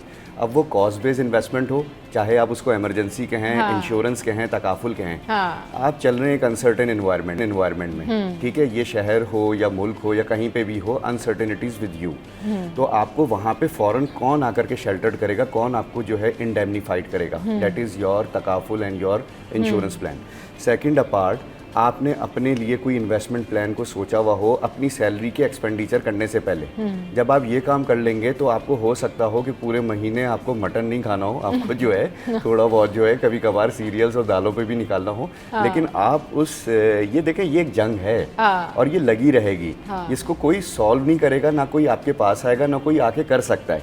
लेकिन जैसा आप एक सेल्फ डिपेंडेंसीज कहते हैं कि घर में 4-5 लोग हो गए, सभी कमा रहे हैं, सब वो कर रहे हैं, सब चीज़ें दे रहे हैं, तो ये तो एक सिस्टमेटिकली ला रहे हैं, लेकिन उनके पास कोई दूसरी पॉवर्टी आना शुरू हो जाएगी। बट आपको एक मियाना रवि और एक तमाम चीज़ों को पहले देखना है, एक जगह एक सफ में तो आए पहले, तो उसके बाद ही बिल्कुल किसी एक चीज़ के ऊपर आप स्टे करें, उसको अपना गोल बनाएं, फिर वहाँ से आप अचीवमेंट करें। दूसरा, जिस तरीके से भी सर ने पूरी डिटेल में बात की और बताया कि भाई किसी ना किसी तरह से आपको अपना एक गोल सेट करना पड़ता है कि मैंने लाइफ में ये चीज़ें करनी है। अब यूजुअली ये होता है कि जब आप सेल्फ इंडिपेंडेंट होते हैं तो आप कहीं ना कहीं खुद गर्ज भी हो रहे होते हैं, क्योंकि आपको पता होता है कि अब घर वालों से आपको जो चीज़ें चाहिए थी वो आप खुद ले सकते हैं। तो अब कौन बैठ के बात करेगा, कौन बैठ के पूछेगा कि घर में क्या हो रहा है क्या नहीं हो रहा। तो कहीं ऐसा भी होता है कि लोग रूड हो जाते हैं और फैमिली से थोड़ा सा दूर भी हो रहे होते हैं। इसको कैसे, इस गैप को कैसे फिल किया जाए? You're right. It's I feel कि वो पार्ट एंड पार्सल हो जाता है, बन जाता है, बिकॉज जाहिर है आप इंडिपेंडेंट हो गए ना फाइनेंशियली। पहले डिपेंडेंट थे, तो अब जो फैसला लेना है उनसे पूछ के लेना है, अब आप खुद ले सकते हैं। ड्रेस खरीदना है तो आपने जाके पहले ट्रैवल करना था तो पहले पूरे खानदान से पहले पूछना था, इजाजत लेनी थी, पैसों का बताना था। अब पता है मैं इतना कमा रहा हूँ, इतना मेरा बजट है, मैं जा सकता हूँ और आप खुद कर लेते हो डेफिनेटली। लेकिन यहाँ पे again communication is the key over here, कि आप इट्स ओके अगर आप कमा रहे हो, इट्स वेरी गुड आप फाइनेंशियली इंडिपेंडेंट हो, लेकिन कहते हैं हर चीज़ में एतदाल होना चाहिए, जो भी आप करो। तो अगर आप कमा भी रहे हो तो keep your family life and your work life balance, जहाँ पे आप जहाँ बहुत ज़्यादा सेल्फिश भी ना हो जाओ और बहुत ज़्यादा डिपेंडेंट भी ना हो जाओ। There should be like a balance between both, ताकि आप यूजुअली चीज़ों को कि आप निभा सको। कि कोई लड़की जो है वो बहुत अच्छी अर्निंग्स कर रही है, कोई लड़का जो है बहुत अच्छी अर्निंग्स कर रहा है, तो आप उनसे बात करें, उनके घर वालों से बात करें, तो वो कहते हैं हाँ उसके पास टाइम नहीं है, हाँ हमारी बात नहीं हुई, अच्छा ऐसा हुआ होगा। मतलब वो एक कम्युनिकेशन गैप आ जाता है, थोड़ा सा एक एटीट्यूड आ जाता है, या फिर आप यूँ कह लें कि थोड़ा सा सेल्फिशनेस हो जाती है, या ये होता है कि नहीं अब मैं तो अपनी चीज़ें खुद ही कर लूँगा या कर लूँगी, तो मुझे तो कोई ज़रूरत नहीं है, मतलब मैं खुद ही कर लेती हूँ, ये काम पूछने की ज़रूरत नहीं है। तो ये गैप कैसे फिल किया जाए? बिल्कुल, ये अपने एक इंडिविजुअल की बात है, हर इंडिविजुअल किस तरीके से चीज़ों को लेके चल सकता है, बस सारी कहानी ये है। अगर तो आप अपने आप को जिम्मेदारी से सारे काम निभा सकते हो, जैसे मैंने अभी थोड़ी देर पहले कहा, आप बैलेंस रख सकते हो, इट्स वेरी गुड। लेकिन अगर आपका कहीं ना कहीं वो आपको लग रहा है आपके किसी बच्चे को ये बहुत ज़्यादा ही अब इंडिपेंडेंट हो गए हैं, तो आप पूछते नहीं है, again go and communicate with them, this is what we are feeling, ताकि आप वो गैप को कम करें। ये कम्युनिकेशन से ही हल हो सकती है, ये कम्युनिकेशन से ही हल हो सकता है। चलिए जी, बहुत शुक्रिया सुमित जमा साहब, बहुत शुक्रिया रूसा हमारे शो पर आई। और जब अगर आप खुद अर्निंग्स कर भी रहे हों तो आपका ये फ़र्ज़ है कि आप अपनी फैमिली के साथ उसी तरीके से अच्छा बॉन्ड रखें, जैसे पहले आप अपने पेरेंट्स से पूछते थे उसी तरीके से आप उनसे पूछें, अपने भाइयों को रिस्पेक्ट दें। अगर आप खातून हैं और आप कमाने लगी हैं तो इसका मतलब ये नहीं है कि अब आप अपने घर में बात करना बंद कर दें या पूछना बंद कर दें या फिर जो है वो चीज़ों के लिए बाकियों को रिस्पेक्ट देना बंद कर दें। ऐसा बिल्कुल नहीं करें। अर्निंग्स करें, अपना कमाएं, अपना खाएं, लेकिन फैमिली को भी साथ लेकर चलें। तो शो का टाइम जो है वो एंड अप हो गया है। आज का शो कैसा लगा ज़रूर इसका फीडबैक सोशल साइट पर दीजिएगा। हंसते रहिए, मुस्कुराते रहिए और देखना मत भूलिए। कीप वॉचिंग सिरी 10।